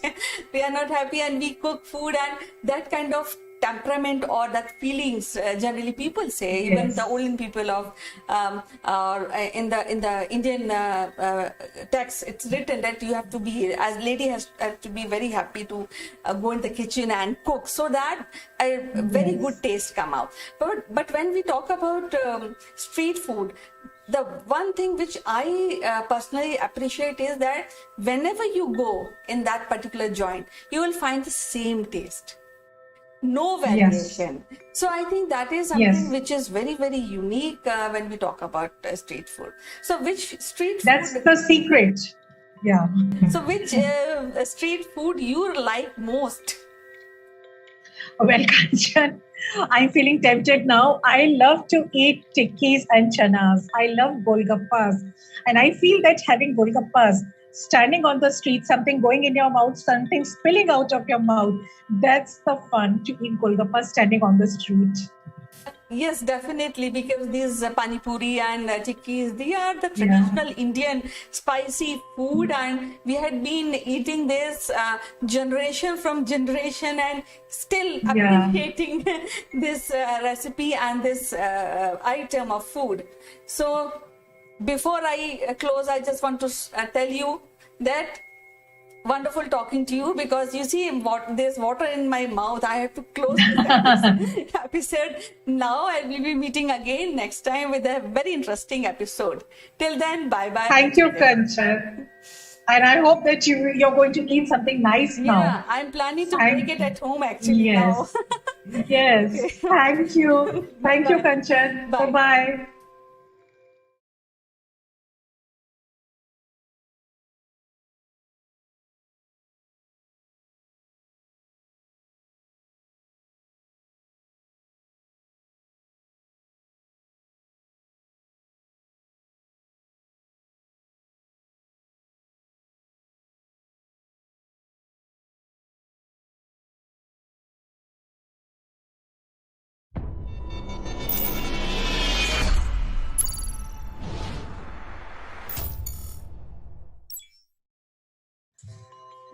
Hello friends, I am Kanchan from Akulmach Technologies, and welcome to our series, The Great Kings of India.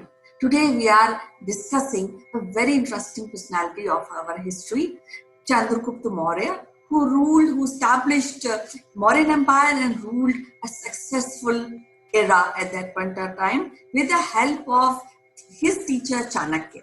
We can see the economic prosperity, reform, infrastructure, development during his era.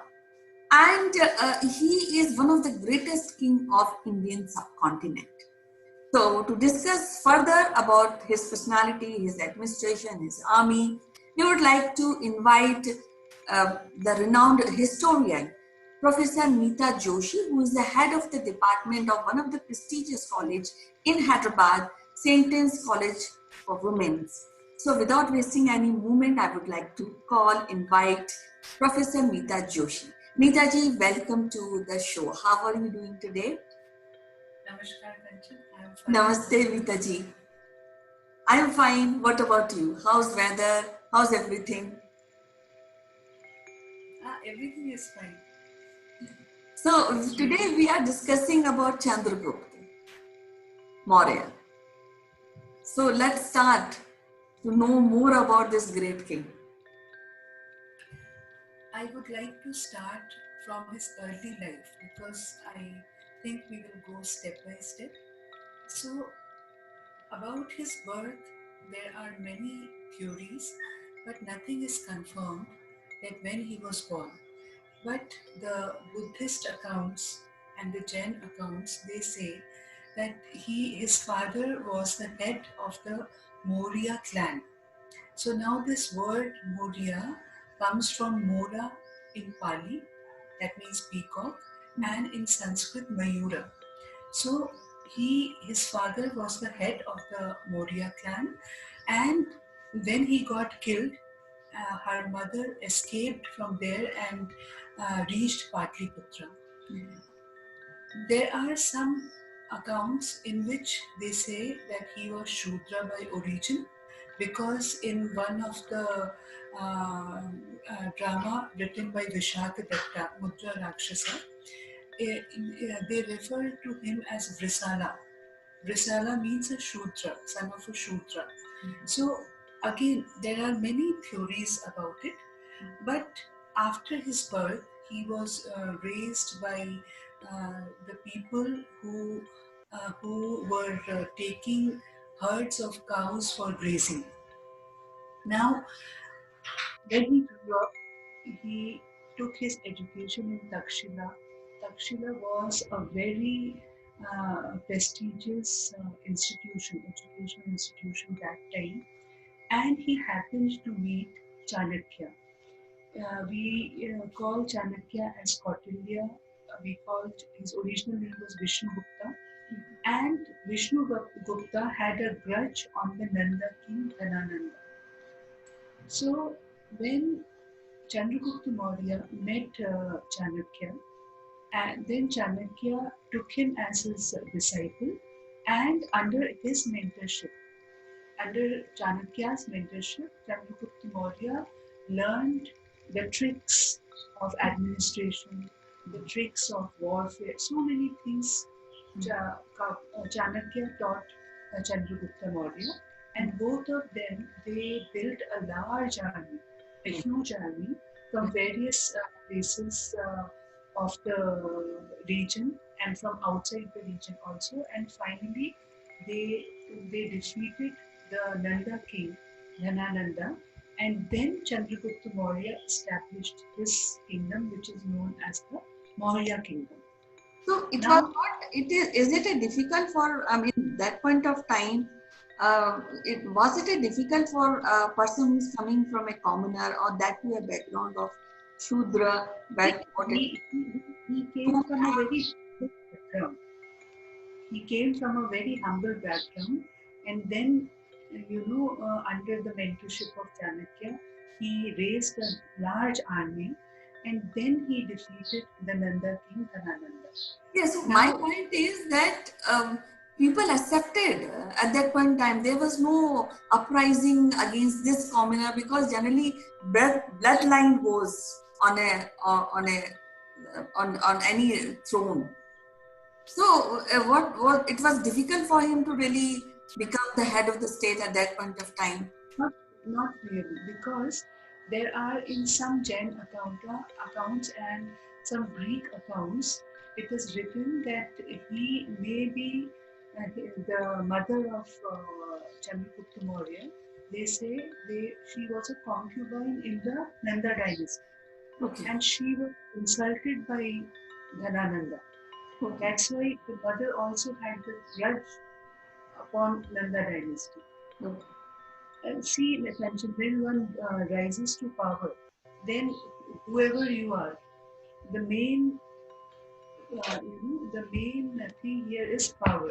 Because he was powerful, he had a huge army, he had the backing of Chanakya.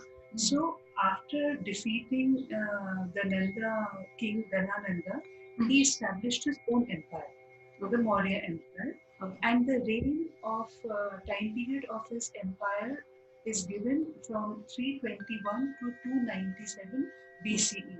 Like his rule was for about 24 years. Now he took all the principles of statecraft, and he developed the infrastructure. He brought many reforms in the kingdom and became a very, very popular king. And some of the stories of the Jain accounts in the Buddha text Mahavamsa, it is mentioned that there are some like miraculous stories. At one point of time, there is a story that when he was in the forest and he was going to wage a war, that time a wild elephant came from somewhere and the wild elephant bowed down to Chandragupta Maurya, and then that elephant, in that elephant only, Chandragupta Maurya went for his conquests. So many stories like this, like a wild tiger, a wild lion, he also came and licked him. So many stories are there about him. But the point is that he tried to expand the boundaries of his empire by many wars and conquests. By many wars and conquests, and if you see his empire, it was from the northwestern India. Okay, most of the northwestern India up to down south, except some parts of Kerala, Tamil Nadu, and Odisha, because he also wanted Kalinga to be the Maurya Empire, but he could not do that. Neither him nor his son Bindusara, because Kalinga was a very powerful sovereign state that time. So he could not extend his boundaries up to Odisha and Kerala and Tamil Nadu. But it was a huge empire, very huge empire, which he administered with the help and guidance of Chanakya, because the principles of Arthashastra, which Chanakya wrote, he exercised them fully in his empire. And later, as I told you in the previous episodes, Ashoka also, Ashoka's administration was based on the principles of Arthashastra. Because Radhagupta, his minister, was the grandson of Chanakya, Vishnugupta's. So this way, Chanakya, he spread his knowledge, he imparted his knowledge, and they were able to build a huge empire. At one point of time, after Alexander's invasion in 324 BC, when actually Alexander came to India in 326 BC, and he retreated in 324 BC, and he left his Greek governors there in India. So the Greek and Roman accounts, they say that the Greek ambassador, Seleucus Nicator I, he was also like, instead of waging a war with him, he retreated and he gave his daughter in marriage alliance to Chandragupta Maurya. So that showed his power, his suzerainty. All the foreign accounts of that time, the Greek and Roman accounts, they mention Chandragupta indirectly. The name Chandragupta is not there, but his name is Sandrocotus or Androcotus in the ancient Greek and Latin accounts. Okay. Now, if you see his, as I told you, in his kingdom, there was a lot of economic prosperity, reforms, and he expanded the infrastructure in a very large way. And in the 7th, the Jain inscriptions which we get of 7th to 10th centuries, we do not get the mention of Chandragupta directly, except for a 2nd century text by Roman historian Justin. Justin writes his name, Chandragupta Maurya, but in other accounts he is referred to as Sandrocotos or Androcotos. And they have written about his glory, his rule, that how good a king he was. how powerful a king he was. That all is mentioned. But you don't get his real name, Chandragupta, there. There they have mentioned him as Chandrakotas or Androkotas. And if you see the different accounts, various Sanskrit texts and the Puranas, Arthashastra, as I told you, the Shakadatta's Mudra Rakshas, which was a play. Then Somdev's Katha Sadit Sagar, in that also is mentioned is there. Then Shenin's Brihat Katha Manjari. So at various accounts you find his name, Chandragupta Maurya the Great. Like he is narrated as a very, very powerful, nice, and a valiant warrior, because he expanded the empires to a larger extent. Right. It was, as I told you, almost the entire India except Tamil Nadu, Kerala, and Odisha was under his rule. Okay. It's a huge empire, very huge empire. Yeah. Then if we see the Jain text, in that also at many places his name is mentioned, that he was a great king. He did a lot of reforms, and one thing which I wanted to mention is he was Hindu by origin, but in later years of his life, he took Jainism. Right. And there is a story that one of the Jain preacher, his name was Bhadrabahu. Yeah. So he told him that there was a famine of 12 years in his reign. So this Jain preacher, Bhadrabahu, told him it is because of the wars, it is because of the killings, the nature is punishing you. So that's why he went under he took the patronage of this Jain teacher at Shravanbelgola, Karnataka. Yes. And he learned about Jainism. And in many records it is mentioned that he renounced his kingdom and became a Jain. Yes. And there is a hill in Karnataka which is known by his name. It is known as Chandragiri Hill. Okay. Because he lived there and he practiced Jainism there, and finally he became a Jain monk. So if you see this transformation from a very powerful king to a Jain monk, again it shows that somewhere in his heart he understood that all the atrocities, all the wars which he waged, so many people he killed.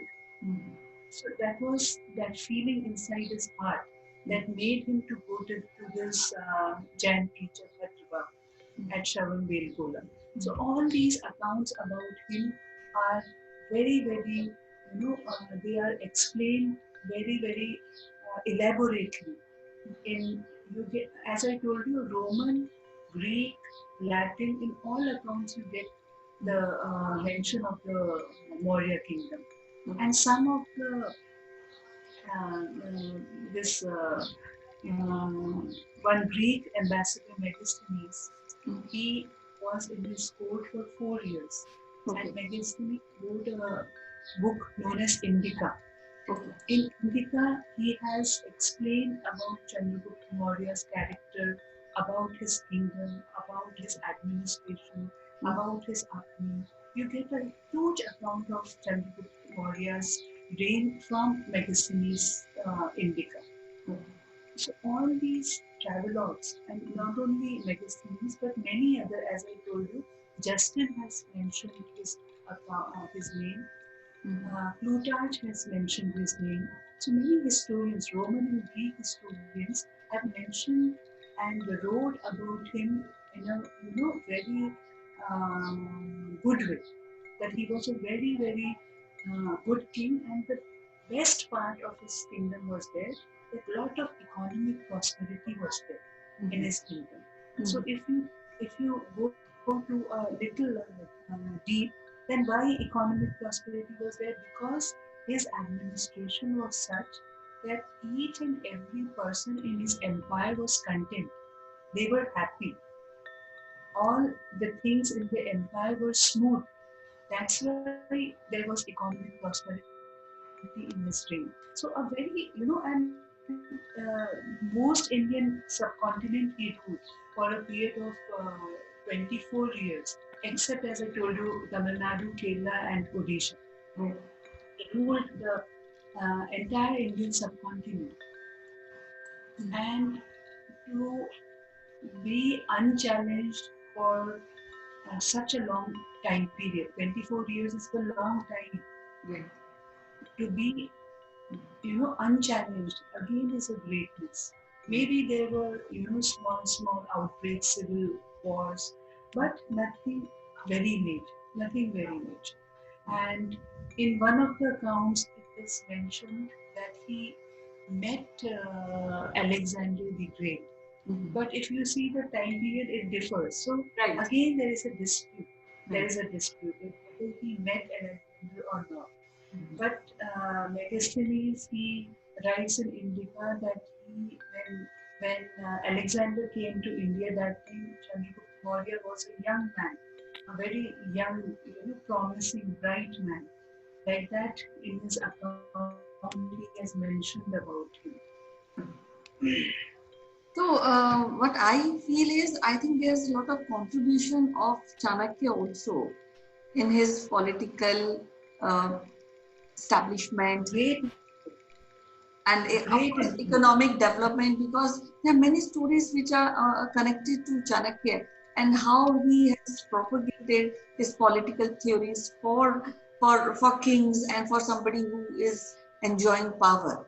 So I think that also we have to count, we have to take in. It was the major factor on his personality. Chanakya had a very great influence on his personality, not only in his personality, but in his kingdom also. Because as I told you, the principles mentioned in Arthashastra, if you happen to read Arthashastra, you come to know each and every designations, role, and what are the requirements. Everything is mentioned in Arthashastra. How a king should be, how a king should behave, what type of ministers he should have, and what policies he should make to keep the empire peaceful. Everything is mentioned in Arthashastra. So Chanakya was definitely a very big influence on the personality of Chandragupta Maurya and on the Mauryan Empire also. They go hand in hand.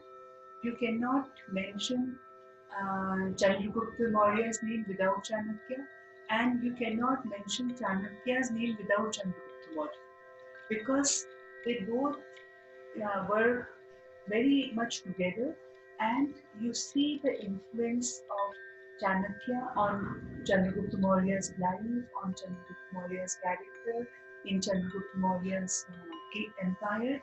So everywhere it is very, very prominent. The teachings of Chanakya, because he was the chief advisor. Chanakya was his chief advisor. So whatever he said, he implemented. Chandragupta Maurya implemented. So this was the key.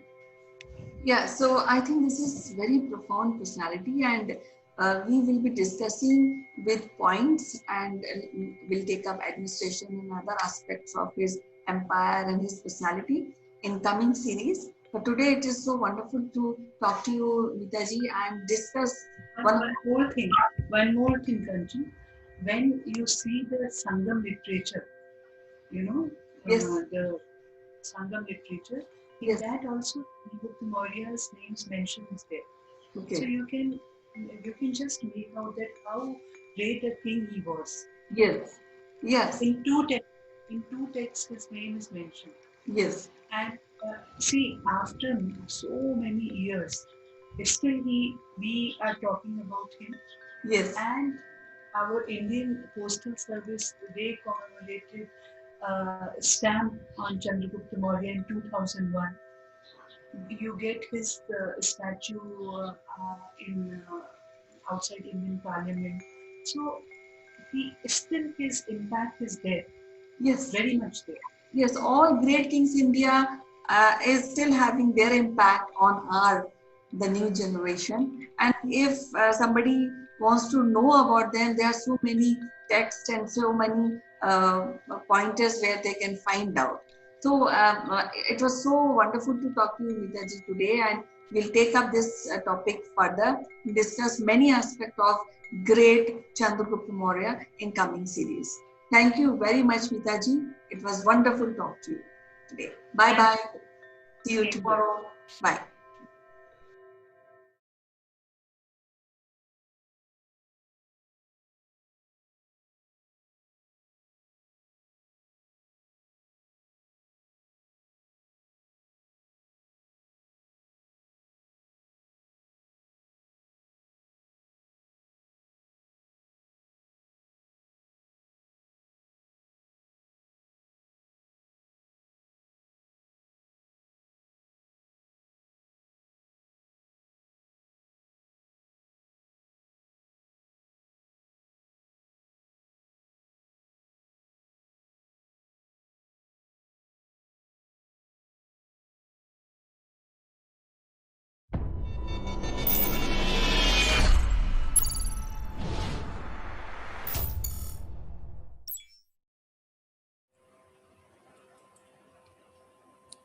Hello friends, I'm Kanchan from Akulmach Technologies and you are welcome to our show of art and architecture.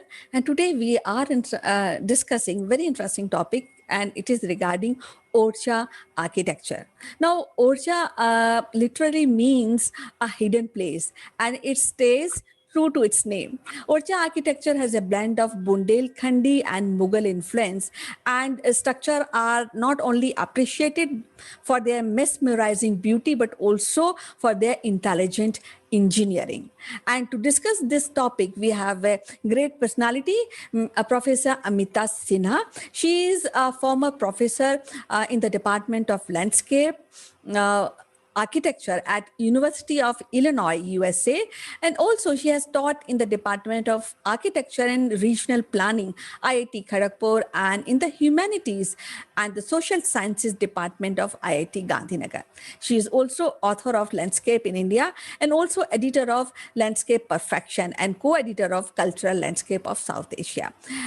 And before I introduce you to her, I also want to add up that she's a senior Fulbright researcher at an Indian National Trust of Art and Cultural Heritage in New Delhi. And she is also recipient of Fulbright Nehru Academic and Professional Excellence Award. So welcome to the show, ma'am. How are you doing today? Very well. Thank you for inviting me. So how is everything in Illinois? How is the weather there? Well, spring is yet to come. We are waiting for it. Okay, great. So as you know, we are discussing about mandala and influence of mandala in the architecture in India. And as I read somewhere that Orcha was founded in 1531 by Bundela Rajput chief Rudra Pratap Singh, who became the first king of Orcha. So can you please tell us how the medieval town of Orcha is based upon the planning according to mandala? Yes. Let me go to my screen.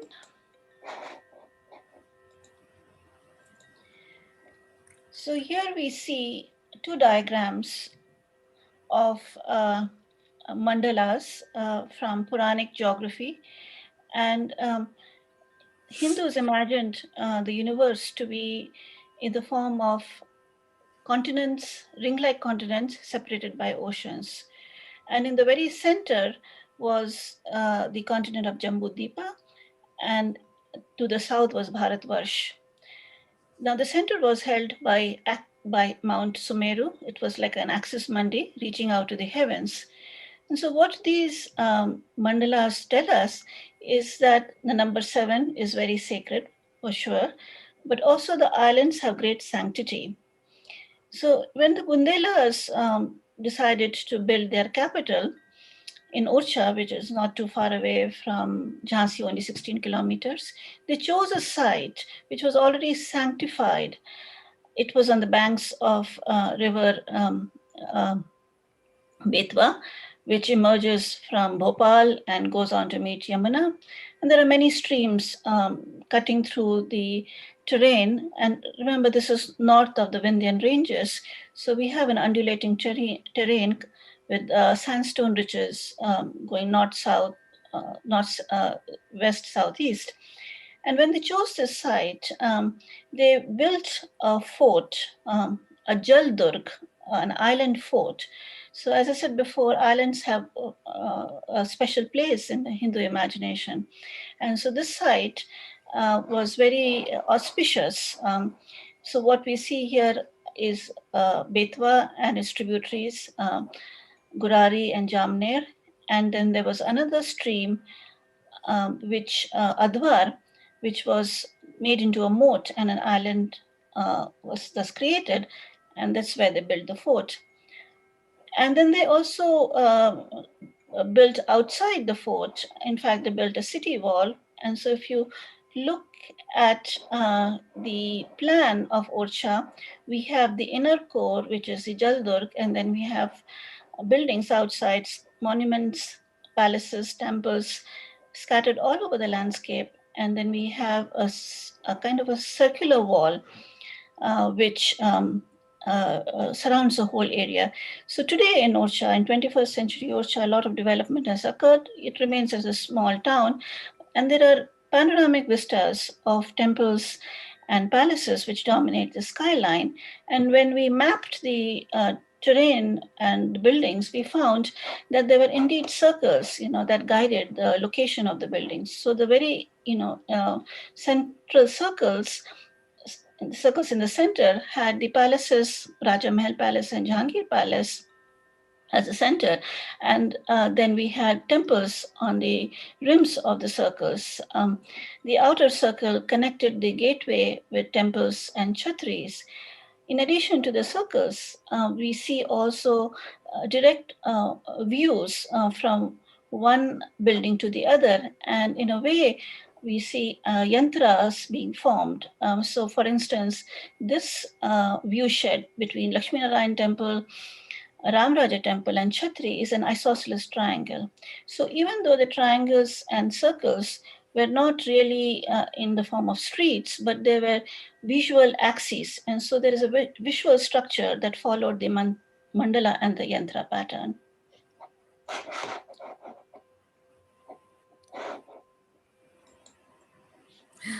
So actually, as you were telling us that Orcha is a historical town located on the banks of Betwa in Madhya Pradesh. And I think it's very well-known place, and it's known for the grand palaces, intricate carved temples, famously known as the city of palaces. And it is a world-renowned for classical mural painting, frescoes, chhatris, and it were also constructed to commemorate the Bundela rulers. The Orcha old world charm cast a spell on tourists from all around the world.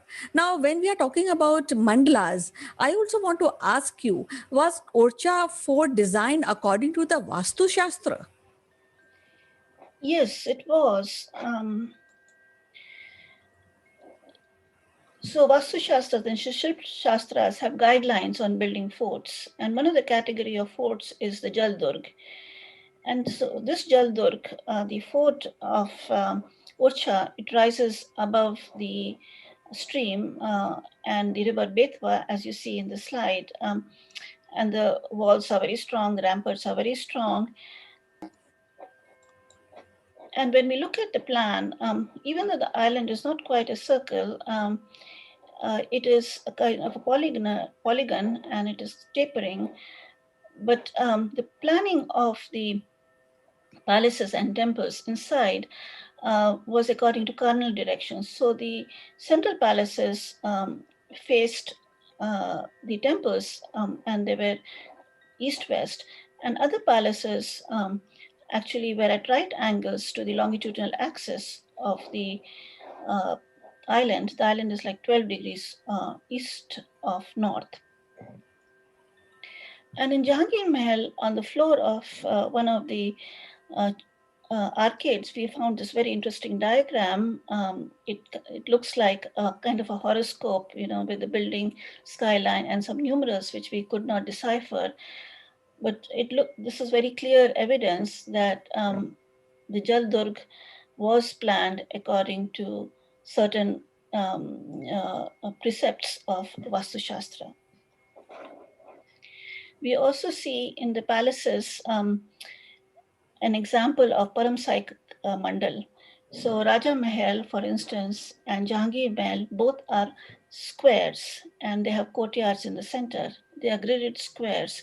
So on the upper floors, the grids guided the building of arcades, and on the topmost floor, they guided the building of domed chambers and chhatris. So the building became lighter with upper floors, and what we see is a kind of a inverted pyramid of open space.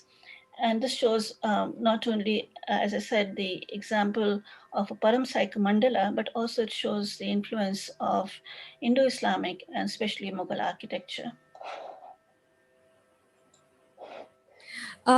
As the story goes, that after Babur's death, the Bundela Rajput chief Rudra Pratap, who ruled over a small area called Gar Kundar, founded an opportunity to expand his territories. In 1531, he founded a city of Orcha, which was only 56 kilometers from Gar Kundar.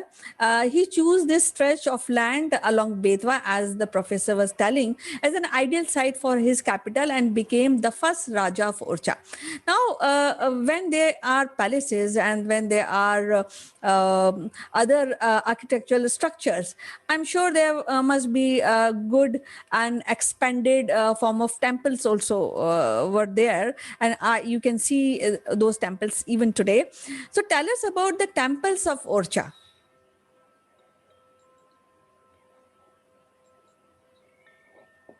The temples of Orcha are very famous. The most famous is the Ram Raja temple. And the story goes that one of the Bundela rulers, Madhukar Shah, his wife, Ganesh Kumari, was a great devotee of Lord Ram. So she goes to Ayodhya to get the deity. And finally, the deity appears in the river when she threatens to drown. And then she brought the deity on foot from Ayodhya to Orcha, and it took her 8 months. And meanwhile, the temple for Lord Ram was in the process of being built.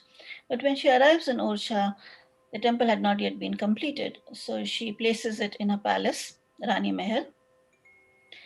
And then the deity refuses to move. And so this palace becomes the most famous temple from where Lord Ram rules over Orcha.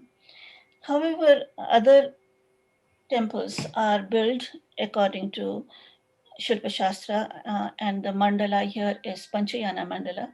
The Chaturbhuj temple, which was originally meant for Lord Ram, and where Krishna is being worshipped today, is actually built in the form of the Chaturbhuj, the four-armed form.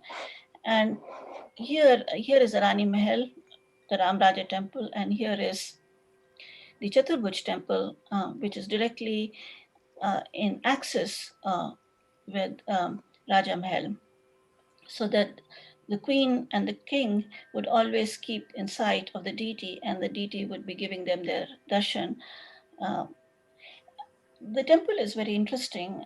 It is a kind of a play on the patterns prescribed in the Shilpa Shastra, in the sense that the mandap is at right angles to the Garbhagriha. So it almost seems like a basilica, and it's got soaring interiors, profuse carvings. Another interesting temple, Lakshmi Narayan temple, which is a little distance away from the town center, is planned in the form of rhomboid, and the tower over the Garbhagriha is an octagonal tower. Then there are smaller temples in the northern part of the Jal Durg, and they are smaller temples. We see spires over the Garbhagriha and over the mandap, and these temples were commemorating the Tapovan, and this is where the royals retired to do penance, to perform yagyas, and they worshipped both Ram and Shiva. So here is the Vanvasi Ram Mandir, the Shiva temples as well. And the iconography on the temples actually shows that these were temples for the ascetics or for the rajas doing penance, being like ascetics, for a period of time. Because on the relief, you see sages in the yogic mudra. And then there are other buildings also based on the mandal pattern. So actually it is said that Orcha's most illustrious ruler was Raja Veer Singh Dev, a man of dashing personality. Veer Singh was a great warrior and he was also well versed in the art of statecraft. He was bold and imaginative administrator and a sense of fair play. Now he has created such a magnificent place, which we really look towards to visit and appreciate the architecture. Now, are there any other buildings in Orcha design on mandala patterns in that area? Yes, we have Chhatris. Now, Chhatris are very interesting buildings. Chhatris are memorials to the Rajas. And we don't really see, Chhatris before the arrival of Muslims in India. And I think these Chhatris, the Bundela Chhatris, are very much patterned after the Mughal mausoleum, such as Humayun's tomb. As you know, in Hinduism, the body, is cremated on the banks of a river. And so the Bundela rulers were also being cremated on the banks of Betwa. But then they built these magnificent structures. And these were, as I said, memorial structures because there are no remains, bodily remains. There is no mausoleum as such. These are simply sites of cremation. But these edifices are built in the form, again, of Panchayana temples, a central tower with 4 smaller towers, or in this case, domes, and chhatris surrounding the central tower. And the grounds were designed in the shape of the Mughal Char Bagh.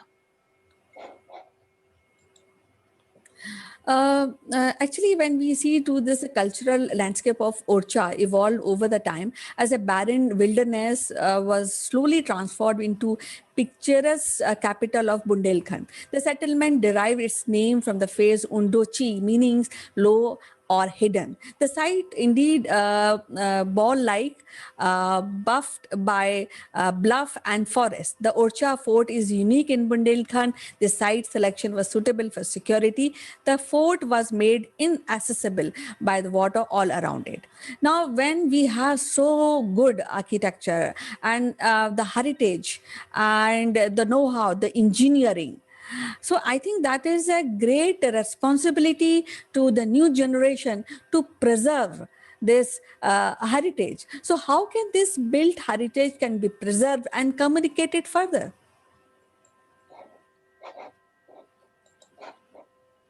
That's a very good question. How do we preserve this heritage? So Archaeological Survey of India and State Archaeology are preserving certain buildings inside the Jal Durg. But then there are living temples, Ram Raja temple, for instance, which attract pilgrims from many places, from as far away from Tikamgarh and Jhansi. So pilgrims also use the riverfront Betwa for bathing. They visit the temples. There are tourists who are coming to the island fort to see the palaces, and these are kind of 2 different separate worlds. So I think what needs to be done is to integrate the mythological world of the pilgrim with the historically oriented world of the tourist. And I think the scope of preservation should go beyond the buildings to the landscape at large. And so here we are proposing a system of trails that will connect all the historic sites as well as the temple sites. So right now, the pilgrims come to Ram Raja temple, they visit a few temples in the northern part of Jal Durg, they go to the Betwa, they do the Panch Kroshi. And then how about extending this trail to the Jal Durg and its other monuments, extending it in the form of a bike trail along the walls of the historic medieval town. And in this master plan that we propose, we are saying that Bundelkhand, this part of Bundelkhand, which is kind of a dry region, even though it's on the banks of the river, needs actually to be made productive again. And there is a lot of fallow land between the historic core. So how about along the trail, planting trees, doing water harvesting, and then using some of the water for the for residents and for running the number of hotels that are on the site, plus cleaning the moat, consolidating, the banks of the Betwa and making it accessible to tourists, so that anybody who visits Orcha can learn both about history as well as the sacred significance of this beautiful place. I think maybe the decision maker and archaeologists are listening these comments which are being offered by you, and at the same time I also feel that there's a lot of education which has to be done in school, telling how to take care of the historical buildings which is a part of our culture and heritage. So what do you think about this? Shall we introduce a course in the school curriculum regarding this? Yes, history can be taught with examples. It doesn't have to be, just words. And especially in programs such as design programs, planning programs, tourism programs, I think education should be very much be based upon the enormous heritage we have, and learning from examples, and then thinking about how to preserve not just the monuments, but also cultural landscapes.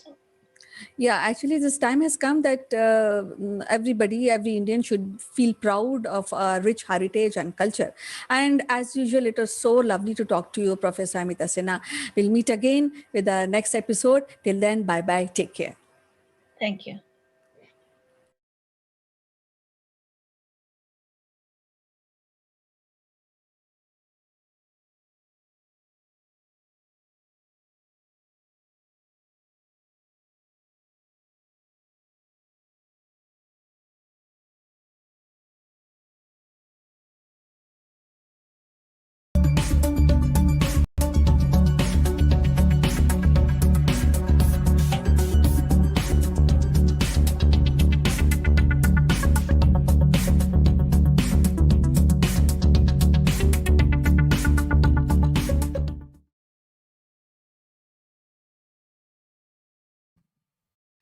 Good morning, friends. Welcome to Akulmach Live, and I'm Chandrakant. There has been a lot of innovation in the edtech area, and some says that the edtech will completely replace the way we do education. To analyze this point further, I will be joined by a very eminent speaker from Singapore. Her name is Farida Charania, and she is the CEO of CareerZoom. So, friends, let's welcome her.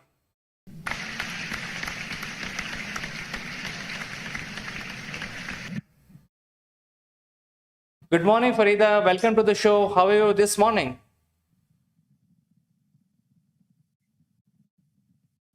Well, excellent. It's afternoon for us and it's been a very sunny day. So that's amazing. I'm very well, thank you. Hope you're doing well as well.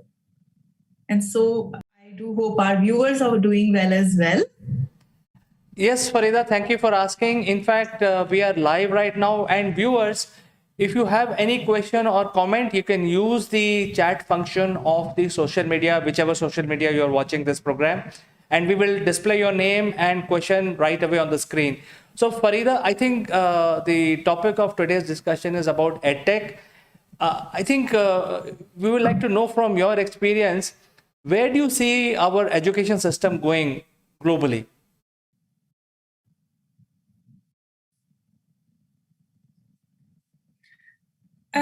It's a very vast topic, and the whole journey from classroom-based learning to online learning, the whole digitization has happened very, very quickly, not by design, but by compulsion because of this whole pandemic situation.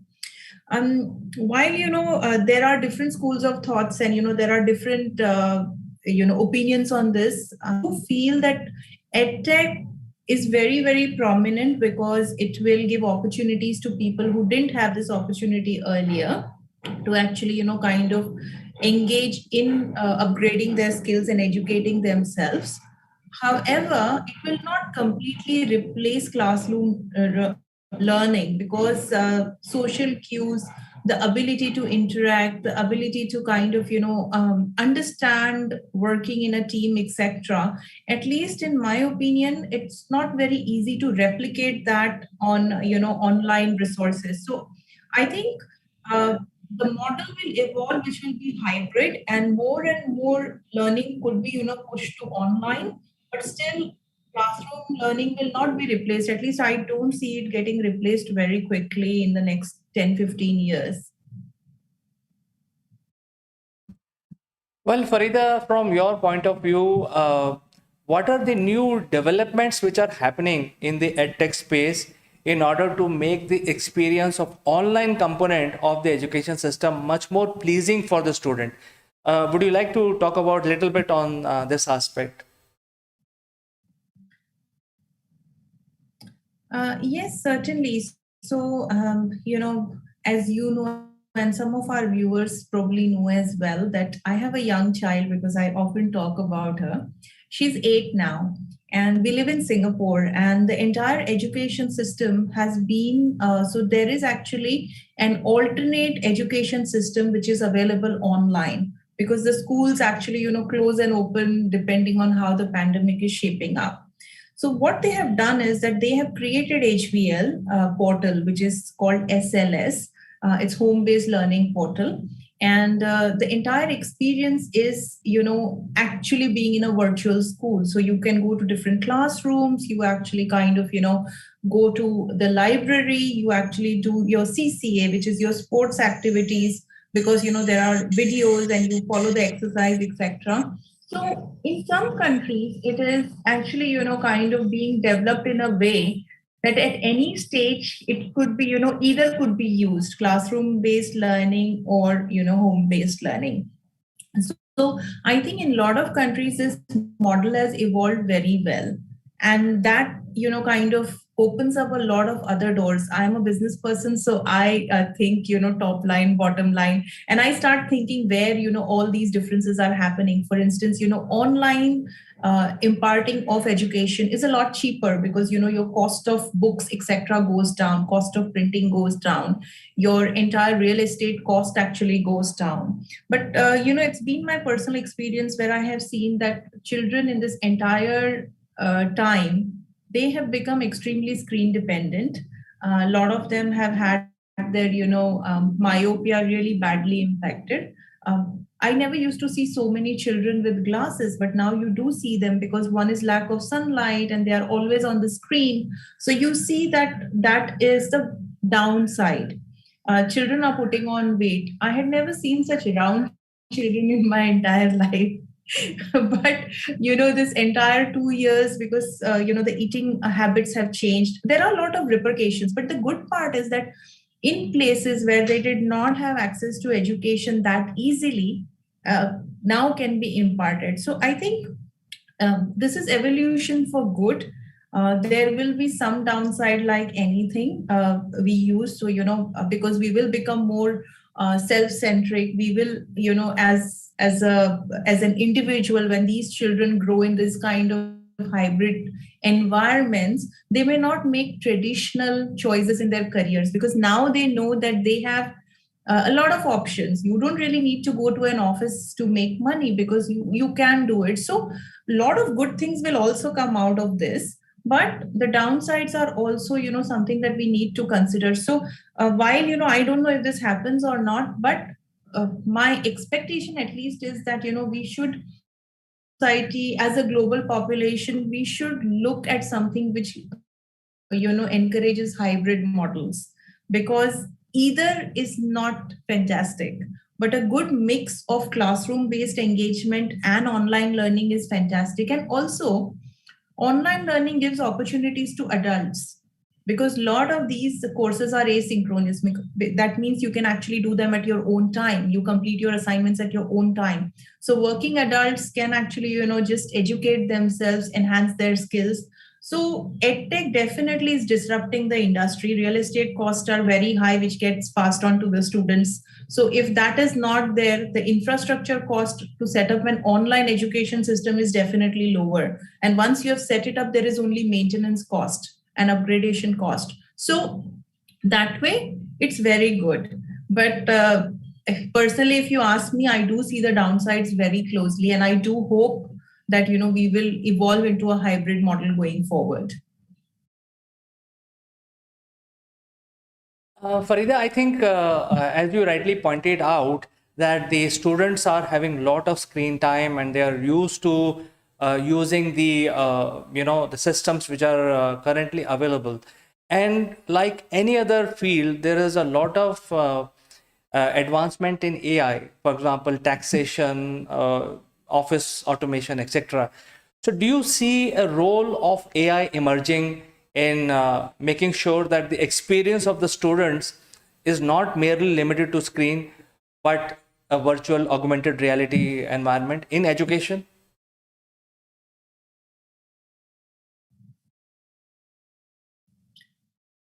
Yes, I do think that education is evolving much faster in the last couple of years than it ever evolved in the last 200 years.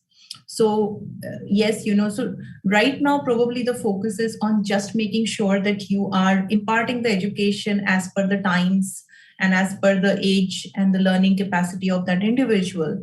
But slowly things like gamification, etc., will come in. And there are a lot of companies which are already, kind of taking steps in these directions. Some of them will become unicorns. Like nobody thought Uber will become a unicorn. Nobody thought borrowed cars without any infrastructure, a company could actually become that big. And same thing will happen in education as well, because the entire experience of the student is going to change. It may not merely be limited to screens. It could be it could be a virtual reality glasses, it could be anything. You don't know, because what seems very unlikely today might be a reality tomorrow. 20 years back, we didn't think actually we would be using our phones as our personal entertainment systems. We just thought it's a phone, but today it's no longer just a phone, it's your bank, it's everything. So what seemed unlikely in the past is very much happening today. Nobody ever thought that maybe digital currency would replace actual money, but in some countries it's actually replaced it completely. Like China, if you don't have digital currency, you can't make a transaction.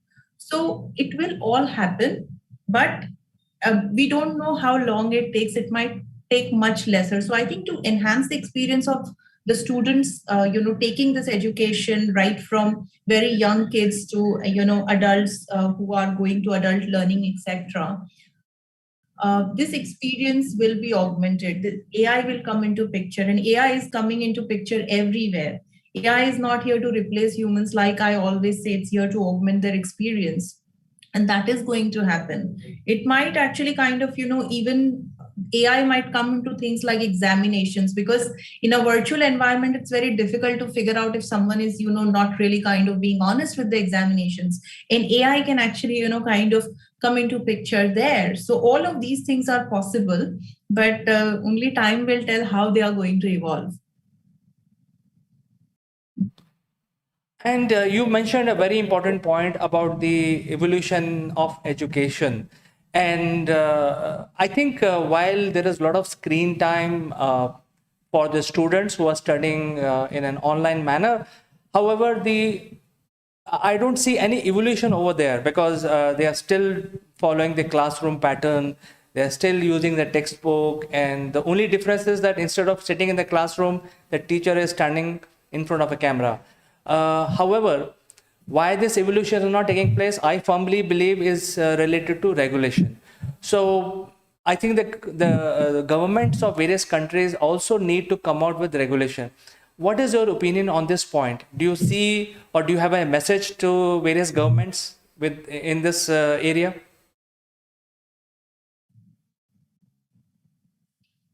Yes, certainly. So the thing is that, like I mentioned earlier, in Singapore, it's very structured. Actually, Zoom classes are not very common here in Singapore because the entire experience is like a school setup online. So, children actually, and all these lessons are pre-recorded, and, children actually take these lessons.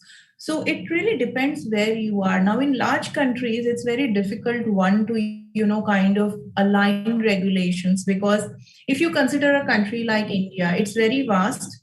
Not everyone has access to fantastic bandwidths. Not everyone has access to, say, laptops, because a lot of them, and I know of cases where, children are studying through the phone when the schools are closed. So not everyone has access to those kind of screens. Again, languages. In India, not all education is imparted in English. It is, imparted in so many languages. So those kind of, geographies, if you look at, say, India, Bangladesh, Pakistan, Nepal, or, even, for instance, you say Indonesia. So these countries, the regulations are very difficult to set in. But they would come in, because there is, you sooner or later, you have to join the bandwagon. It's like, whole digitization space. Like, for instance, in Africa, the entire digitization happened not because they are very forward. It happened because they don't have infrastructure. And it's a lot easier to set up digital infrastructure than to actually do brick and mortar. So, it was much easier. And that whole, pivot happened because of that. Now, various governments, I'm sure, are, kind of working towards this and there. But I think what would really help is if there is a central body globally which is able to guide and give directions. So certain things could be common across all geographies. Because if this is going to be the world tomorrow, then the hybrid models need to be, kind of, they can't be customized. I mean, they can be customized, but they can't be very different from each other globally. Because what will then happen, that some countries where it's very fantastically structured will move very much ahead of the other countries where this infrastructure is not available. So there has to be a central body which is able to, govern as to what is the best way to kind of, align this. So I think my message to any government and people who are listening is that we definitely need a global central body, and every country has to pivot. They have to kind of, come out with the ways where the cost can be reduced and more knowledge can be imparted. More students can actually get educated.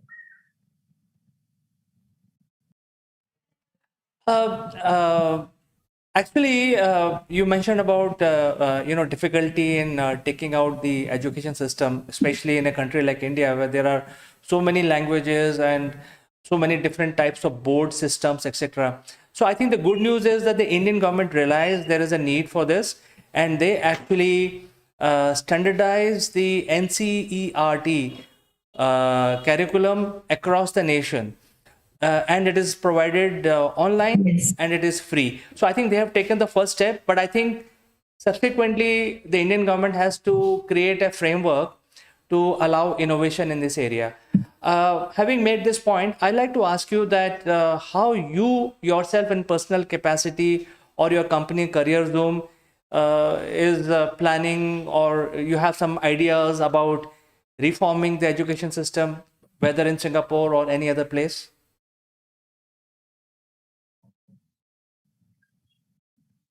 Sure. So I do work with companies in the edtech space more, as an advisor, as a board member.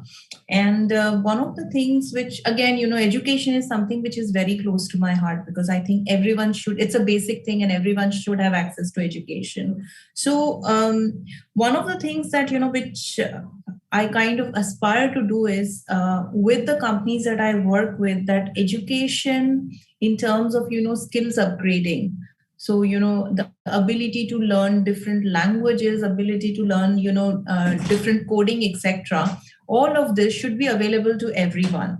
And that needs to be done, at the top. Can't be a one-person game. It has to be done at the top. It has to come from the top in terms of the availability, innovation in this area. How quickly can you actually, kind of get people onto it? How easy it is for them to understand this mode of, instruction, and more importantly, the governments as well as companies need to recognize these qualifications, because that's still a very large gap. Like, I have an online PhD, but I don't really kind of call myself Dr. Farida Charania, because though, my entire thesis is actually as someone who would, kind of have done with a coach, etc., with a guide and all of that. Honestly speaking, I don't know if it is recognized.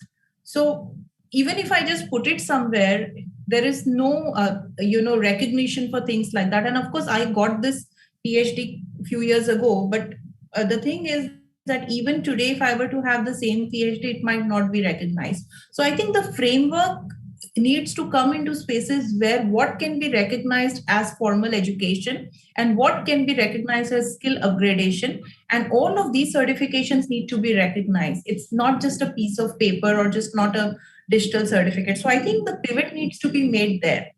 That is very key. And then of course innovation comes in to make it easier to access, easier to understand, and easier to, or rather, enhance the experience of people involved in this. But the first pivot is to really, kind of get to a stage where all of these certifications can be recognized.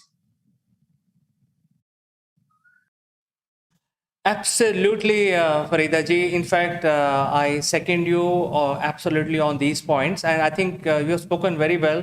I'm sure the viewers would have got some idea. This is a very vast subject. It requires more number of sessions. So as the technology evolve, we will keep following this, and we will invite you again in future for more information and ideas from you. So thank you so much for joining us today. It was a pleasure talking to you.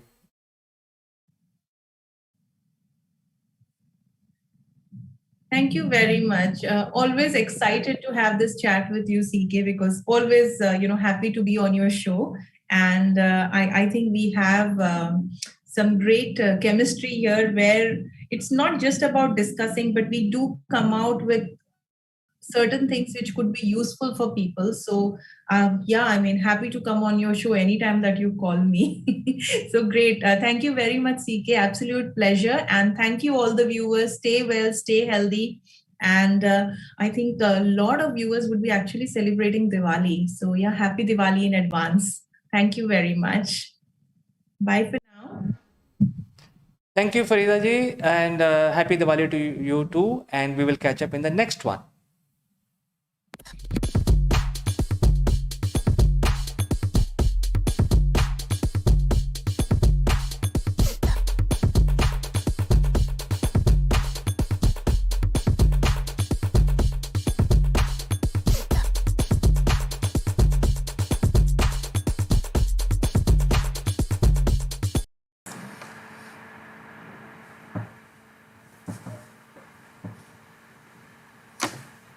Good morning, friends. This is Chandra from Akulmach Technologies. Welcome to Top Brass.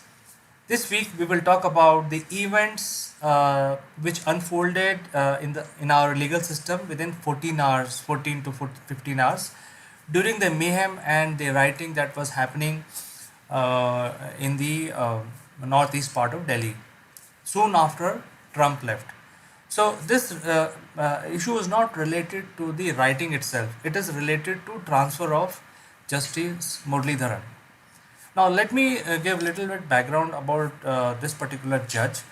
He has, or rather Judge Muralidharan has given some of the remarkable judgments which has profound effect on the Indian legal system and Indian society by and large. He is the perfect judge. He has thorough knowledge of the law, and he is also implementing it thoroughly. He is one of the top luminary as far as legal systems are concerned. Justice Muralidharan was transferred after giving a verdict against the Delhi police, and which was then utilized by a lot of political parties, and it was all in the media and so on. So I just want to dissect this particular event so that and give my own analytics on how it happened and what happened during that 14 hours. So when the writing was going on in northeast part of Delhi, there is a lawyer. In fact, there are activists. I don't want to tell their complete name. I just use their last name only, surnames, which is father and daughter, Mandars. Their surname is Mandars. So the daughter Mandar gave a petition related to the law and order situation in northeast part of Delhi, and there was writing and petition is about safety security of people. Ideally, this such a petition should have gone to Chief Justice of Delhi High Court, but on that day, Justice Patel was on vacation, and then through the legal process of how the cases are distributed in Delhi High Court, it landed in the court of Justice Muralidharan. So he listened to this argument, and there was, since it was a grave situation in east part of Delhi, he decided to hear the case in the middle of the night at his residence. So, which is also a normal practice that in case of emergencies, the judges open cases in their residence, and they call the staff and also sometimes other judges just in case. So Justice Muralidharan heard the case, opened the case, and gave judgment at 1:30 in the middle of the night. And the judgment is about instructing Delhi police to provide protection to people, which is fair. As far as legal system is concerned, this is absolutely fair. And the follow-up date was given on the same day, which is like 1:30 in the night, at around 12 o'clock, 11:30, 12, when the next hearing was set up. And while this case was being heard, just before that, the father advocate Mandar gave another petition related to the same event. So now there are two petitions related to the arson, mayhem, and rioting which is happening in northeast part of Delhi. And hearing all this from the legal standpoint, the justice gave a order or his verdict saying that Delhi police responsibility is to provide protection to people and ensure that these things are calmed down. While giving these things, this kind of a judgment, the judge also used words like unprofessionalism on account of Delhi police, etc., etc., which is also fair. And from legal standpoint, this is what judge felt at that point in time based on hearing both the parties. And the next date was set up, and that means the judge gave 24 hours to Delhi police, since the situation was so grave at that point in time, that within 24 hours you should submit your response saying that why you have done the work professionally and what is the situation. Now at that point in time, we all know, we have heard the news that Delhi police was really having a lot of tough time. They were losing their officers, police officers. In fact, there was so much news about this attack on police officers with acids and stuff like that. So I don't want to talk too much about the mayhem part of it, but nutshell, I want to say that Delhi police was having a really tough time at that point in time, and on top of it, the legal system is basically sort of putting a lot of pressure on Delhi police to give an appropriate response when they are fighting for their lives, and they have so much pressure that they have to bring the calmness. They were basically announcing in that area that announcing and asking people to calm down and go back to their home. At the same time, they were trying to not use lethal options like firing and stuff like that. They didn't do it, and they were losing their officers. So in such a situation, I think Delhi police really played a very vital role in controlling the whole thing, and they didn't want the morale of their officers come down, because if that would have come down, then situation would have become very, very grave at that point in time. So ensuring that the morale of Delhi police is always kept up, the government of India transferred this judge. Now let me take you back a little bit in time. This judge, Justice Muralidharan, was actually transferred on February 12th, much before all this happened, much before Trump came to India, much before the mayhem started and blah blah. It's like 2 weeks back he was transferred. The process is that the collegium, which is the group of judges in Supreme Court, they decide which judge will work where, and this collegium had decided based on their pressures and what is needed where. The collegium decided that along with three other judges, Justice Muralidharan will also be transferred. So Justice Muralidharan was transferred to Punjab and Haryana High Court in Chandigarh on February 12th. But in order to exercise this transfer, the government had to notify, and they were taking it easy and so on and so forth, and the consent of judge was also taken before the transfer. So it happened as per the book, as per the legal system, as per the consent given by everyone, which is all the senior judges, the collegium, which is a collective of judges, and also the judge who were transferred. So in this case there are 4 judges who are transferred, including Justice Muralidharan. All of them have given their consent to get transferred. Now having said that, when this judgment came where Delhi police was pulled up, the government notified the transfer. That means, as per the process, whatever judgment any judge gives on that day, if he is transferred on that same day, all the judgments are null and void. So I think it was on the part very important activity that government of India had to do in order to keep the morale of Delhi police high, is to just make sure that the judgment which is sort of negative in favor of Delhi police does not affect their morale. So they transferred the judge, because anyway the judge is transferred, all they had to do is basically notify this order. They notified, and consequently all the judgments given by in the middle of the night at 1:30 and also in the afternoon at 2:30 on the same day are null and void. Basically there is no follow-up. This particular judge cannot make a follow-up. Hence, the Delhi police now get at least 6 weeks to respond, not 1 day. So now everything is fallen in place. Delhi police has enough time. Delhi police has filed a lot of FIRs. They are investigating, and they can submit a proper response. So that is what they needed also. So this is what has happened last week with regard to transfer of Justice Muralidharan. Even though it has been politicized, but I don't think the political parties have any legal standpoint. They can just make noise and they can probably fool some people. But as far as legal system is concerned, as far as the process is concerned, there's nothing wrong in doing this. And Government of India ensured that the morale of police, which was very important at that point in time, is also kept high. So this is my analysis on this issue. I will meet you again tomorrow with some more analytics. Till then, bye-bye.